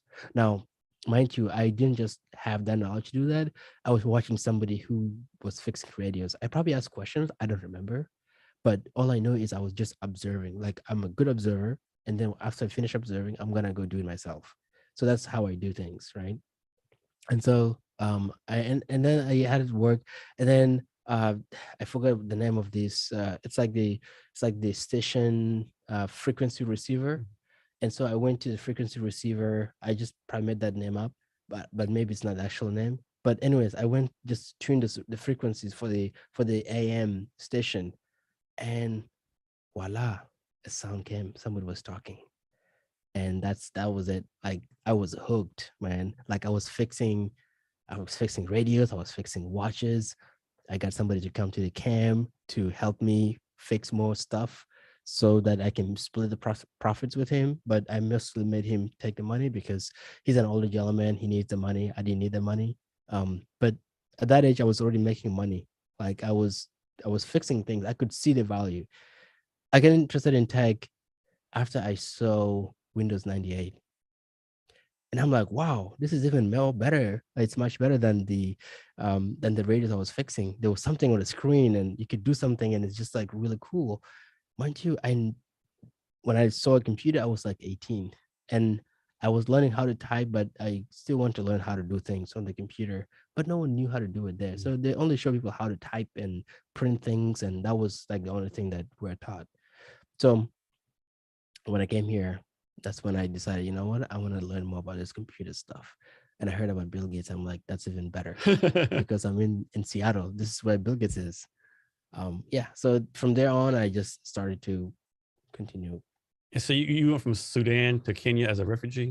Yeah. So we had war in Sudan, and that war has been our whole life. It's still going on, isn't it? As far as I know. There's no peace, I would say, Yeah. but the Because war. it was Sudan now. It's like Sudan and South Sudan now, I think. Yeah, it is now split into two. So there was the whole thing that was colonized by the British and then the Egyptians and whatnot. And then Sudan gained its independence in 1953. And then there's the first war called the Anyanya War. And that basically started a whole revolution. And so the South has been fighting the North. The North, I think the North was mostly like bombarding the South. I think at that time that's how I knew the story. But I don't know if that's exactly what was happening. But I think that was what's happening. But then yeah, so we ended up moving out from South Sudan. I mean, then I was born in Juba, and then we ended up, you know, in Khartoum, which is more peaceful because the south is where it's the bomb is being dropped, right? I mean, there's relatively peaceful places, but there's still bombs, there's rebels, there's all it's just like messed up, right? And so And what were they fighting over? This land or this politics, this BS? to be honest, back then I did not understand what Yeah. it was, but I think I know now. I think it was because of resources. Okay. Yeah, so South Sudan right now has so many resources that North, I think, needs.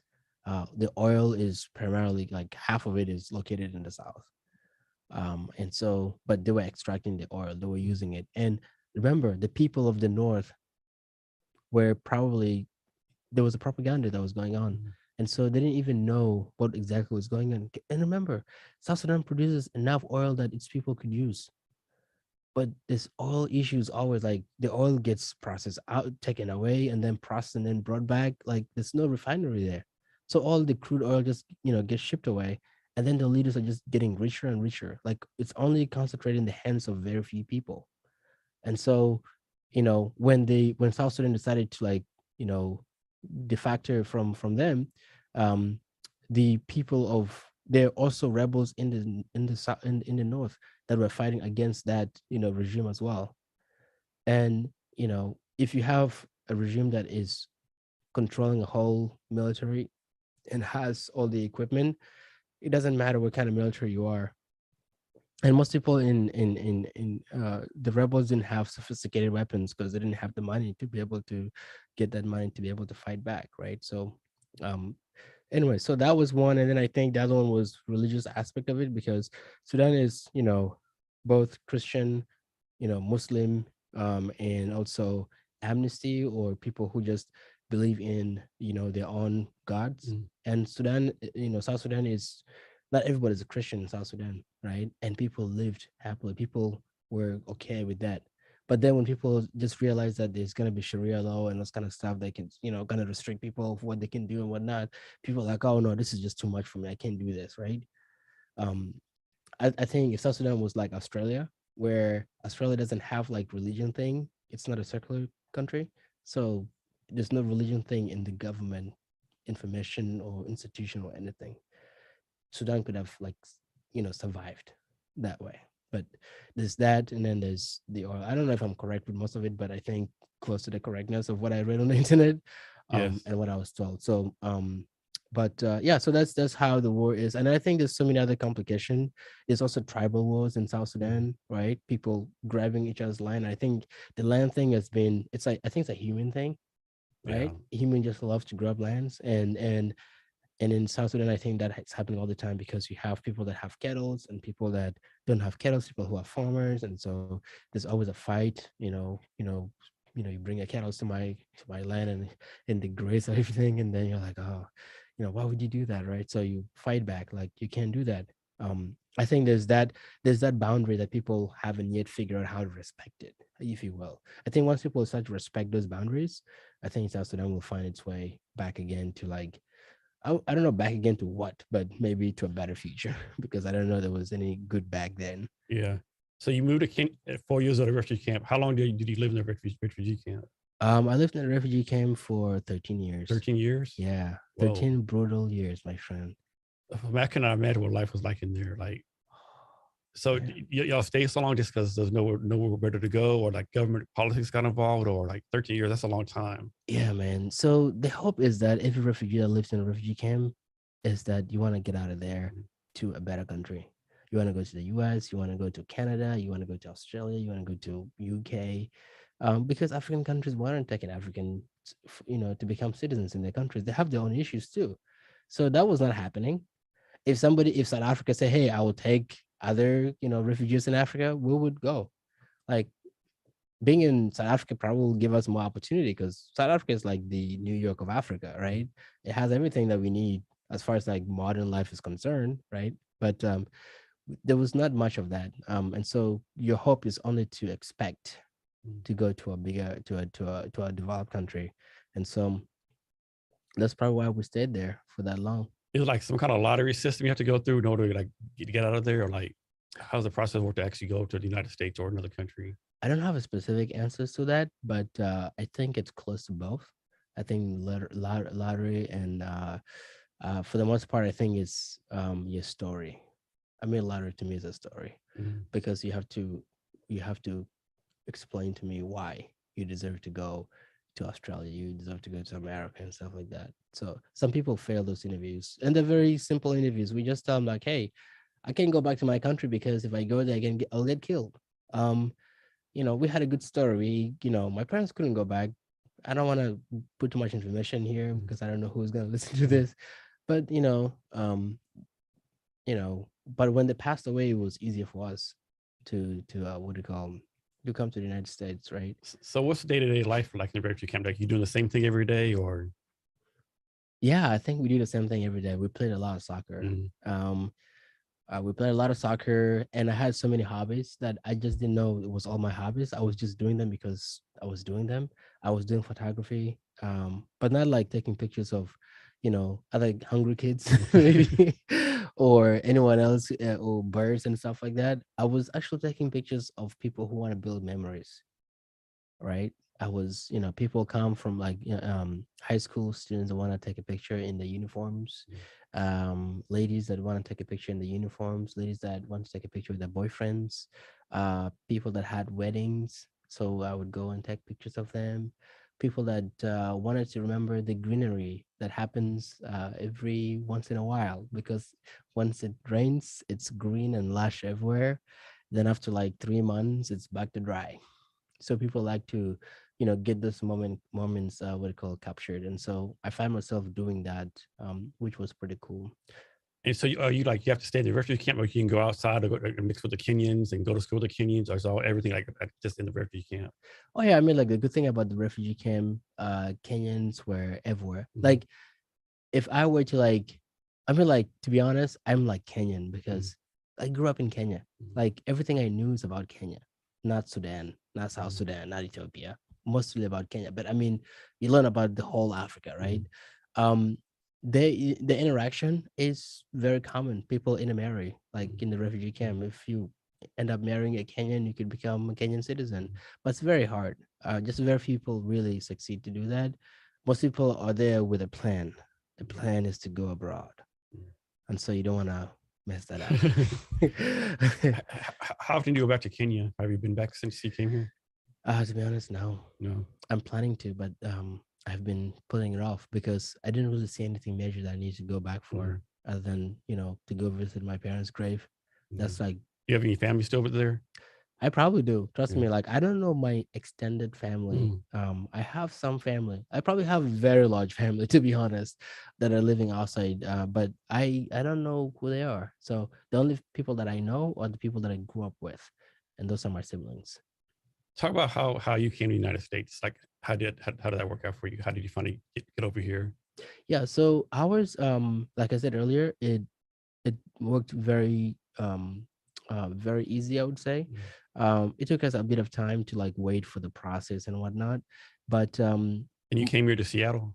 I came directly to Seattle. Yeah, Okay. yeah. Any reason why you picked Seattle? I didn't pick Seattle. No, they picked it for you? They picked it for me. I think Okay. this what is it? The world was speaking to us to Okay. bring us to Seattle. I don't know. But so when we had our first interview, um what is it? Um because so my dad was a leader back in the refugee camp. Mhm, He was basically one of the chiefs, and he sometimes spoke for the whole chiefs mhm, in the camps because he was an educated guy, and he spoke English, so that helped. So he would do that. When he passed away, some of his friends or colleagues who were one of them was called John, and there's another. I think both of them were called John. I think, and so they were close family to our family. And so when we were going through the process, because we were like orphans at that time, and so they were he and some of them were, especially the one John that I know very well has been critical in making sure that our case is heard, and other things. And so we had our first interview, and they were like, okay, you guys are on a company minor. There's this one lady, she's a Somali lady. She, I think, Somali Kenyan, uh, and she was the one working on our case, and she was just helping us out. And so she did a really good job, pushing our case mhm, forward faster, so that we don't waste too much time. mhm. Let's take this kid somewhere safer. And so we ended up getting the opportunity to go for an interview with the UN people, and then we waited. Um, I think it's like a lottery then, right, where they can throw your names to whatever Yeah, 'cause I know they country. only let a certain amount of people from each country in for visas and all that kind of stuff. Yeah, yeah, yeah, yeah. And then the US is the largest what do you call uh resettler. Mhm, Like it resettled a lot of people, like over 90,000 people a year when I knew then. Just like literal 90 people, not 90,000 people. Maybe it's 90,000, maybe it's 10,000 people. I think maybe 10,000. I mhm. don't think 90,000 people, but I think 10,000 people. But every year we have like 10 buses going to the airport. 10 buses. That's a that's each bus takes like 60 people. You know what I mean? It's a lot. Yeah, 16 plus. And and so there's a lot of people that always get resettled to the United States and other places. Canada was not as much, but it resettled a lot of refugees too. But the US and the Canada, I think, and Australia are the largest resettlers of people. And so we went to the first interview, and then we had an interview with the with the US, I don't know what they call them. They call it JVA, Joint Voluntary Agency, that's sent by the JV by the United States. It's basically peoples of the US. And then you have, I'm not sure if that's correct, but I'm gonna double fact check that. But I know there's something called JVA. That's what we know. That's what I remember. And then there's the INS, which is the Department of Homeland Security. They basically will go there and then they will make sure, just double check to make sure you're not part of Al Shabaab and other terrorist organizations, right? I mean, we didn't know what terrorist was. We just knew there was Osama bin Laden who bombarded, you know, the Twin Towers and also Nairobi, because there Yeah, was people a, don't realize that he got Kenya, he got Tunisia, like he did stuff over there too oh my goodness, that we don't recognize. this guy is global. Yeah. Is global. So they want to make sure that, and so that's when I realized how serious that thing was. I didn't know how serious it was. But the first when the 9/11 happened, I saw it on the TV and I was like, who in the right mind would do that? You know what I mean? Like I'm just like sitting there, I'm just thinking, like, what is that? Like that's crazy. So yeah, we had our interview and then it went really well. And then we had medical checkup to just make sure everybody was good. So we did that, we passed that. And then the interview was to basically ask us what kind of family. Actually, the lady that interviewed me, she is in California. I'm connected to her still. So I want to meet her in person one day. She basically asked me like, what kind of family you want, all this kind of stuff. And I told her, because and I grew up in a Christian family. I'm like, I would like a Christian family and whatnot to they can love my, siblings unconditional while I do college stuff and all that kind of stuff. So she was like, cool, cool. And so she, said, okay, good talking to you and stuff like that. And so, um, and then we just waited, and then we were taken to Nairobi, the capital city of Kenya, and then we basically sat there for we're gonna sit there for like 3 months, 6 months, I think, and then we ended up staying for a whole year because it was like our medical was expired at this duration. And when if it expires, then you have to go do a new medical checkup. I think you have to like get vaccinated or whatever those kind of stuff. So we did that, and then we flew to the United States, and the first flight was to Belgium, and then we ended up in New York. And my friend, I'll tell you a story. In New York, we had this chicken. I still remember that chicken. And I told my girlfriend that, she laughs. I'm like, it's this chicken, man. I don't know if it was KFC, but I don't think it was KFC. It tasted really good. My siblings were, very young, so they were eating. They couldn't finish it, so I ate most of the chicken. It was so good. So until now, I haven't That's so gone. funny. I haven't gone back to New York yet, but the moment I go to New You go York, in there. I'm gonna ask people like, "Where's that chicken that I got at the airport?" Now, nobody would know, but I would have to go find it. That's crazy. So And then Seattle, yeah. when they bring you here, like they give you any money to operate on, or they just drop you off in Seattle? No, you're literally just dropped off. Well, I wouldn't say just dropped off. They will drop you off to the family host that is, like foster family that are gonna care for you. And so we had one that came over, very good family, loving family. We're still connected today. And so they took care of us. They came to the airport to pick us up. And we saw people calling us by names. We're like, who's this foreign people calling us by names?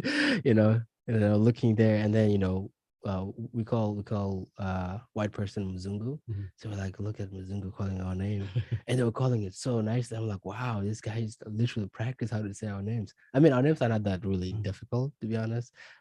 But yeah, so there was also this one South Sudanese lady who was at the airport too as a translator, just in case. And so this family, had you any contact with them before, or this first time you ever see them was right No, then? first time. They were also terrifyingly excited. I don't know why I said terrifyingly excited, but they're terrifyingly excited. Like you're a little too happy, right? Yeah. You just Like he hasn't planned for us. I'm like, what's going on here? No, they were just like, they were just so happy to meet us, man. Like it was just the excitement that I saw. I've never seen anything like that. Like I've never admitted that to myself, because like sometimes I just tell people that I don't feel things, but I really do. And I was like, wow. Thinking about that, like that was a very special moment, right? It's like we landed at the airport, people are calling our names, and we were just like so excited. I'm sure we had like big smile on our faces, and they had it too because it was very infectious. And how long did y'all stay with them? Actually, we're family until today. Okay. So I didn't stay with the foster family. My siblings mostly did until they grew up. Once they're 18, they decide to do whatever they wanted to do. Some decide to do things earlier, so it's whoever decided to do whatever they wanted to do. But I lived at a house with this one lady, and she is amazing. She's lovely. We lived with her for I don't know how many years, maybe 3 4 years or something like that before I decided to enroll in college. I think I already enrolled in college then, but I was just now looking for places to live by myself and do the adult things that I need to do to be places, you know what I mean. And so but she helped us a lot. um I've learned so many things from her about America, so that was pretty cool. Let me ask you this. Let's suppose either an immigrant or refugee is landing in Seattle today. What advice would you have for this person? I I don't really have specific advice because I really don't know what to say. I think the only thing that I would say is this is what people told me when I came. They're like, focus on your schooling if you really want to succeed in this country. That's what people told me. Nobody told me that go follow your dream if you have a dream. you know, it was like go get that degree. And immigrants, they would say become a doctor, nurse, engineer, something very safe for you. And I'm thinking, I'm like, okay, great. Um, I would say the same thing, but I think the most important thing I would tell new immigrants is focus at becoming good at communicating with people. That's one thing that immigrants sometimes have issues with because culturally that's not how we grew up. Like that's one really big one. And second would be whatever you're gonna do, go do it well because you're gonna compete with a lot of people out there. So do it well, and don't forget where you came from because I almost forgot where I came from. So what's your point of view on this? It's like a lot of immigrants come here and they have this drive, this focus, like they'll do whatever it takes. Like if they have to wash dishes for 2 years or what they got to do, they do it. Where most Americans are like, oh, I'm not doing that job. Or that's beneath me, right? hmm And I think a lot of Americans, need that drive that immigrants bring to us. hmm I mean, this America is the land of the immigrants, right? We forgot that we were immigrants, and the moment we forget that, we become complacent. And I think when I came here, I took any job. Like I was a dishwasher. I worked at I was a dishwasher, and then I sold knives. I sold Kirby, those Dyson things, you know what I mean? Like Kirby, I think not Dyson, but Kirby. And I worked at a nursing home. I find that very common today with most immigrants who work at the nursing homes, um, which is good, but majority of them don't see mobility out of that. And I was talking to one friend of mine who works at Amazon right now. When we all started, I remember that very specific time we were talking. He was wearing this green uniform for CNA, and I was, wearing mine, I think. And we were talking. Everybody that knew me then, even if I'm doing what I was doing, even if it's below me, I'm not thinking about it as it's below me. I'm just thinking of it as a stepping stone. Like I'm thinking about I am gonna be I'm gonna continue to move up, up, up, regardless. If I move up even within that organization, that's great. But I am my mobility is not gonna be hindered. Like I am gonna continue to move up, right? And I think most immigrants when they come here, they get burned out real quick because they want to move up pretty fast, right? Not only that, but they forget that they can even move faster without burning out, and then most people burn out, right? And so that's like another big problem that's happening. I remember like my first job after the army was I did HR for Try to Seafoods in Alaska. Mhm. Like, it's hard work, like cutting up fish and whatever. Yeah. Pretty much everyone was either from Philippines, Somalia, Ethiopia, Mhm. a country in like West Africa, right? Yeah. We had like two white people, right? Two white guys. Mhm. They were both like at the Appalachians of Kentucky, like pretty much the poorest part of the United States, Yeah, right? yeah, yeah. Like we try to recruit people, like no one want to work up there, right? Yeah, yeah, It's yeah. like it's backbreaking work. They get paid good money though, Oh my goodness. Yeah. And I know I've heard some people that actually go to Alaska to do that jobs. And when I see them what they drive, I'm like, Yeah. is I that the mean, fish money? I mean, Like, you could easily make $8,000 a month up there easily. Because Alaska, the rule is like in most places, like overtime, and I had to work 40 hours a week. In Alaska, the first day of work is like Monday, and you work like 12 hours. That's 4 hours of overtime. It's after every 8 hours, you get overtime, right? yeah, I know people from the Philippines, like they're like 6 people in the family, yeah, 3 people in Alaska, 3 back in the mansion in the Philippines, right? yeah, Yeah, it's backbreaking work, but most Americans don't want to do it.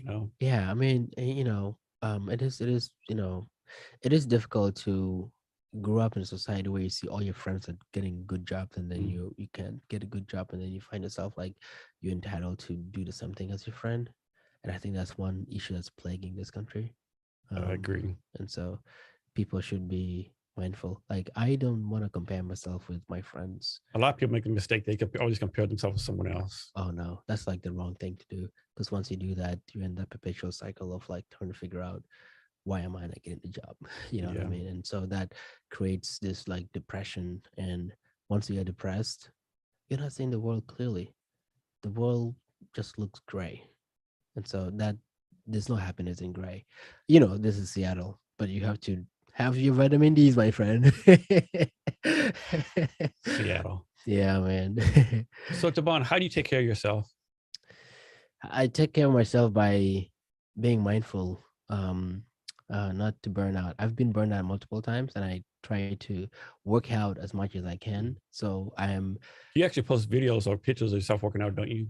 I do in my social, not on my. I don't think I think I posted one I think I'm on my seeing when you LinkedIn. work out. Yeah, Yeah. yeah. I want to do more. The reason why I want to do that is, you can be an engineer, you can be a doctor, you can be whatever. You can still focus on the health, Mm, fitness, and I think it's very important, right? If you want to live, like, long life.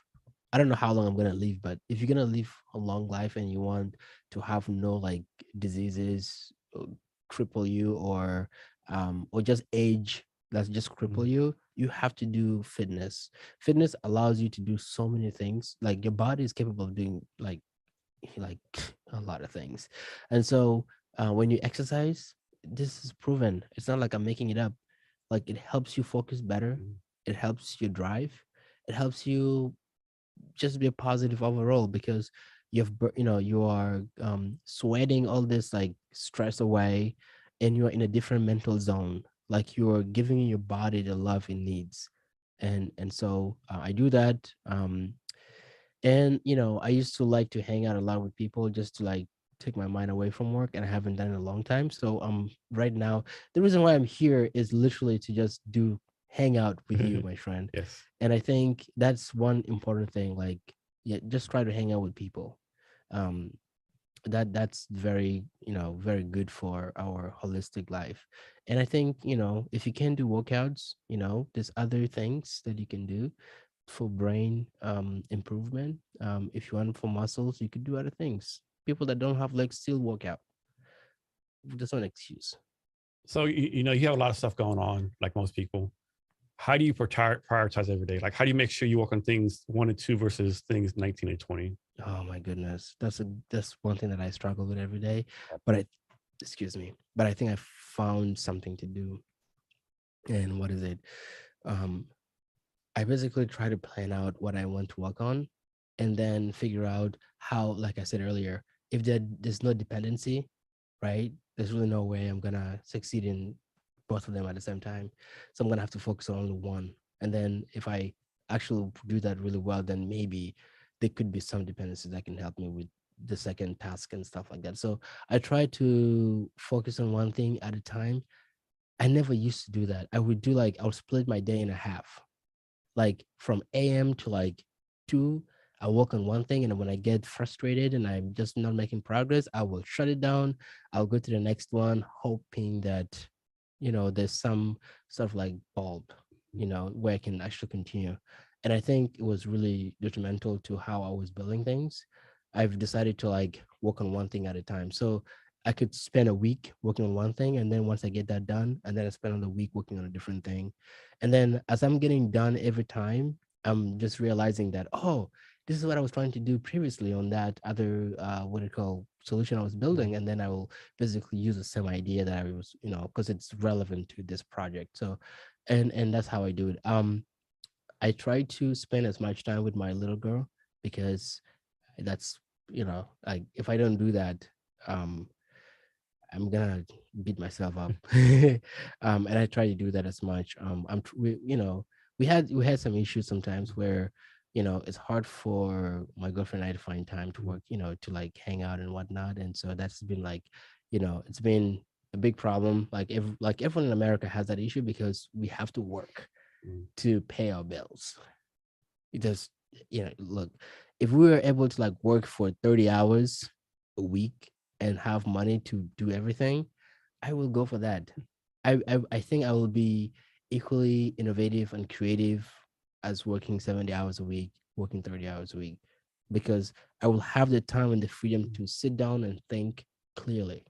And that's one thing that we're having here. The reason why we're having so many mistakes that are happening, there's a lot of mistakes happening in the 70 hours of work, right? But those 70 hours, those mistakes could be prevented if you take care of yourself, if you prioritize what you're working on, if you hang out more with the people that you love, if you um, find time to, there's gotta be, yeah, there's sometimes it's hard to find time to hang out with people, but if you can put that effort to it, I think it's very important. But I try to balance everything as much as I can without trying to like feel stressed all the time.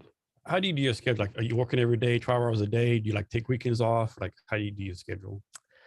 I don't have a set schedule because since I'm self-employed or self-employed, what I do is on Mondays, if I don't have a lot of what do you call a lot of things going on my calendar, that's the day where I would focus extremely on engineering because no one is interrupting me. And then on Tuesday, if I have a lot of meetings, then I'll work less and I'll try to enjoy that day. Because after like 3 meetings, I'm done. Like, brain wise, that thing is just like it shudders you, right? I mean, Zoom calls and all this kind of stuff. So like we get really tired. And so yeah, so then I'll take, a time off. I usually come home at 6, right? Okay. Um, I'm trying to come home early. Like I want to come home at like 5 so I can have like 2 hours of just hanging out with everybody and like eating food or going for a walk. And then when everybody sleeps, I'll work for another 3 hours. And then I go to bed and then wake up at 7, go to the gym. If I sometimes I'll wake up really early. But trust me, I'm already at that age where I can't wake up early and be as energetic as I used to because we have a child that can wake up Yeah. at 4 a.m. and then I have to stay with her up for another two Yeah. hours. My kid is very advanced. She does things. She's only 1 years old. She can walk. She can run. Oh. She wants to already walk. So her brain is literally functioning like her dad's. Like it's like processing a lot of things. And um so yeah, I don't want to go out of the topic, but I just find myself sometimes just wanting to spend more time with my little girl, but also when the time is taken at night, then during the day, then I feel really tired, then I will have to just focus on small things here and there. Can you talk some more about your own entrepreneur journey? Yeah, my entrepreneur journey, I think it started when I started to build things when I was like 10. And here's the fun part.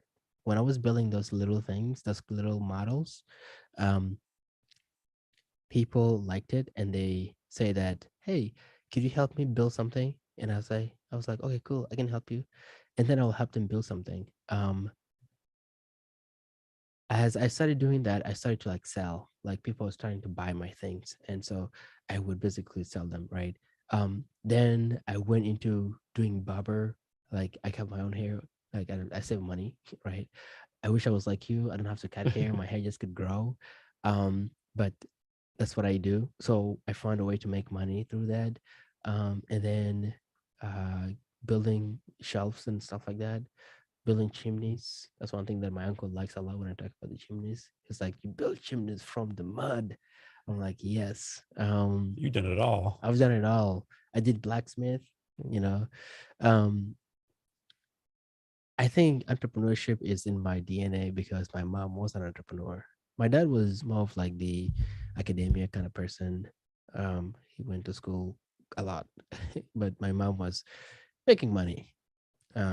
She was taking care of the family. She was brewing alcohol, which was illegal, but she was brewing alcohol and getting people drunk and making money. And so, um, you know, where there's no way, there's a way.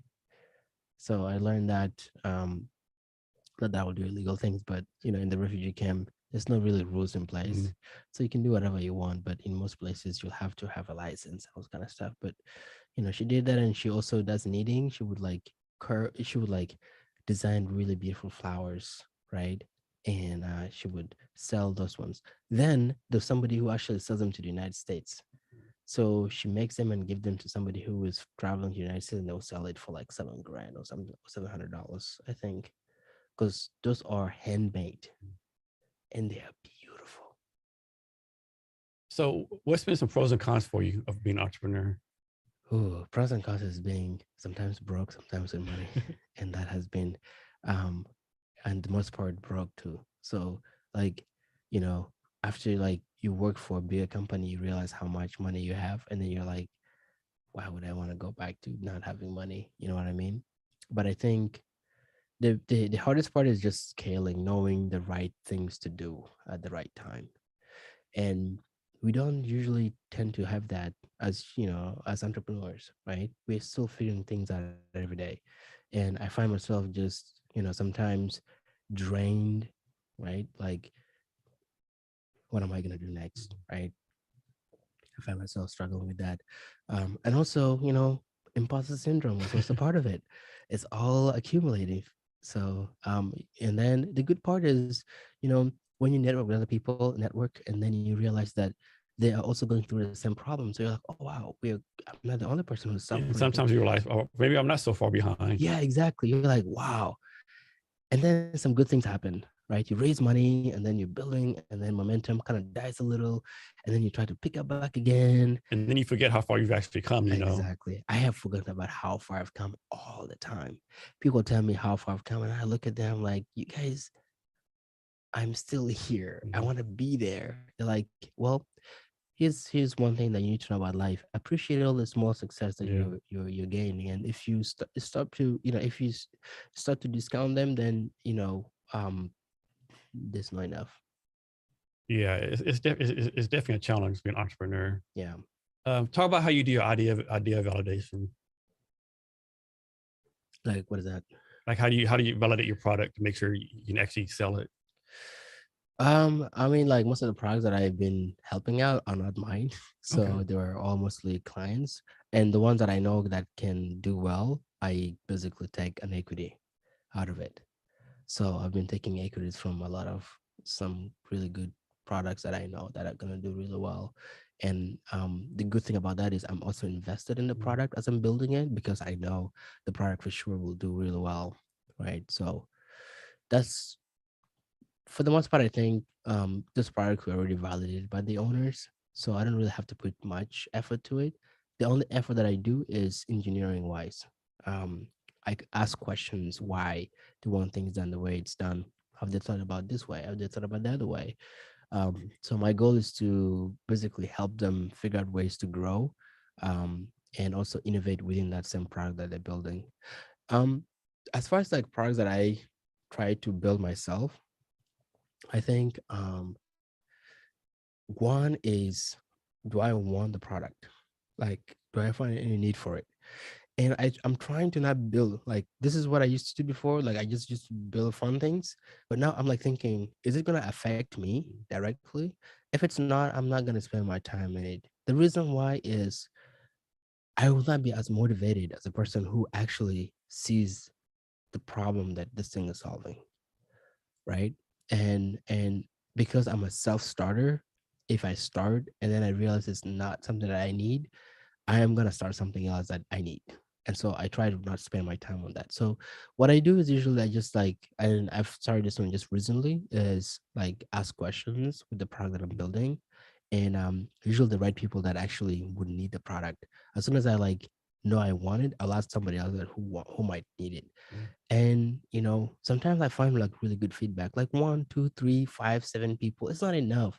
you know and here's a good thing: if you want to validate your product, ask a stranger.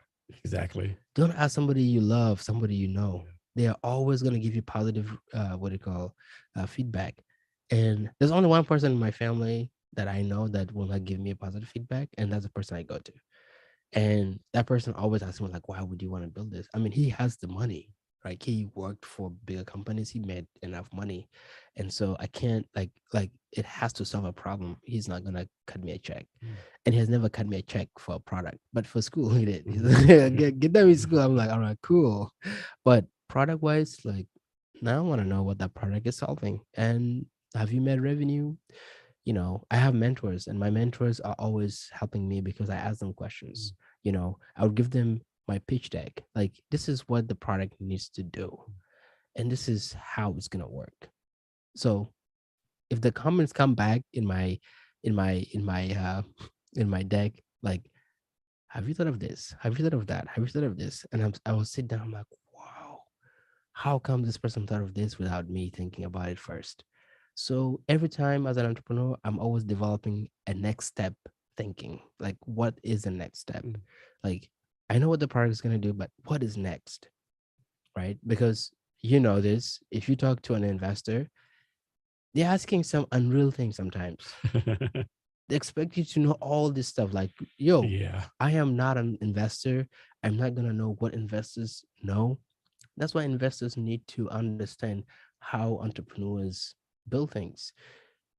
If the investor was a previous startup person that sold, that's the right person. If the person only has the mommy and daddy's money, and maybe just join another company because they studied finance, and or they're doctors and then they have money and whatnot, usually not the right person to advise you as far as like or get feedback from as far as like the product you're building. But if the product is in their industry, like if it's in healthcare and then healthcare, then that's the right person to ask. So you have to pick the right people to ask. Connect with as many people as you can, but find the right people that will give you the right feedback, right? Um, so that's what I try to do as much as I can, and I think I'm learning every day. I don't think I have found the right answer. I'm just always figuring out what's the best way. I mean, like some people would write out a questionnaire and they'll send out. I think those are great. But if I'm not really interacting with people, I don't feel like I'm actually getting feedback. Like people can write whatever. How do I know this is what you're thinking? No, it gets me like you start a pitch competition, and let's say you have 3 minutes of pitch, right? You do your 3 minute pitch, and all these people are like, you should have said this, you should have done that. Where's this slide? Where's that slide? And you're like, wow. And you can't say, well, because I only have 3 minutes, right? So you just gotta take it, right? Yeah. And we're like pitch decks, I always say like you can give a pitch deck to 25 people. Yeah. You got 25 different opinions. Yeah. So you just gotta go with what you trust your best. Yeah. Yeah. So is there anything I should have asked you that I didn't know? Anything else you want to talk about? I think you've asked me, you've exhausted everything in most cases. If there's anything, maybe something that I don't remember. So, but for the most part, you've asked all the questions. Yeah, you've asked everything. Cool. Yeah. Can you share your social media so people can reach out to you? Yeah, I don't give people my Instagram and my Facebook. I just give people my LinkedIn. It's just Taban E Cosmos. That's where people can find me. Nice. Yeah. And go ahead. And can you give us any last minute advice or wisdom, anything you want to talk about? That's a good one. Let me figure out what to say. I think as entrepreneurs or just as humans, if you want to build something, just get started building it. But also be mindful, the people that you're working with, because, respect those people, because if you don't, those are the people that are gonna help you build your product. So that's, I think, what I would say. I think it's important for the developer community, not developer community, but the startup community and also the investor community. So that brings up a good question I want to ask you. Like as a startup found entrepreneur, like basically anything in life, right? There's always these people, like a lot of people going to help you and do good stuff for you. There's a lot of scam artists out there, right? A lot of like quote unquote startup coaches want to charge you money and take advantage of you. How do you like see through all the noise and like pick the right people to help you out versus getting scammed, so to speak? Yeah. If anyone wants to mentor you or do something with you, but ask for money, just run away. People that I've met that have helped me today, None of them asked me for a penny.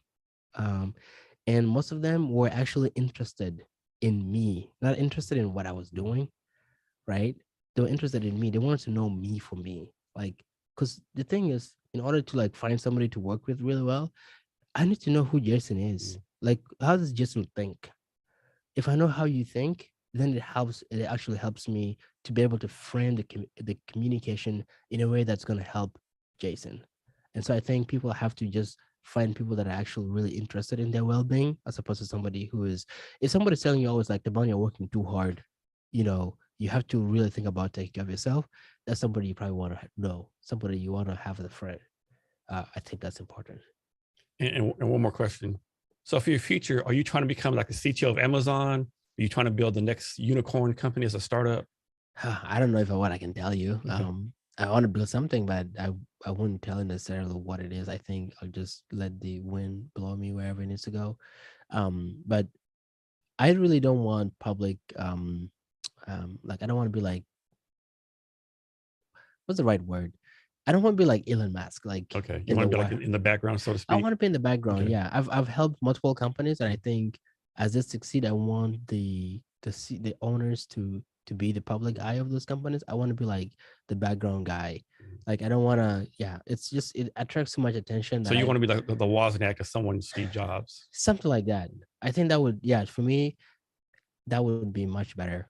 That's what I would think. But if I do become a CTO of another company, then fantastic.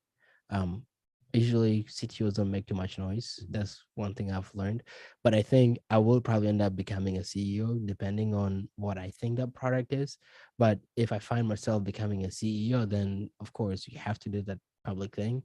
But in most cases, I would want to just be a silent um, partner or silent whatever.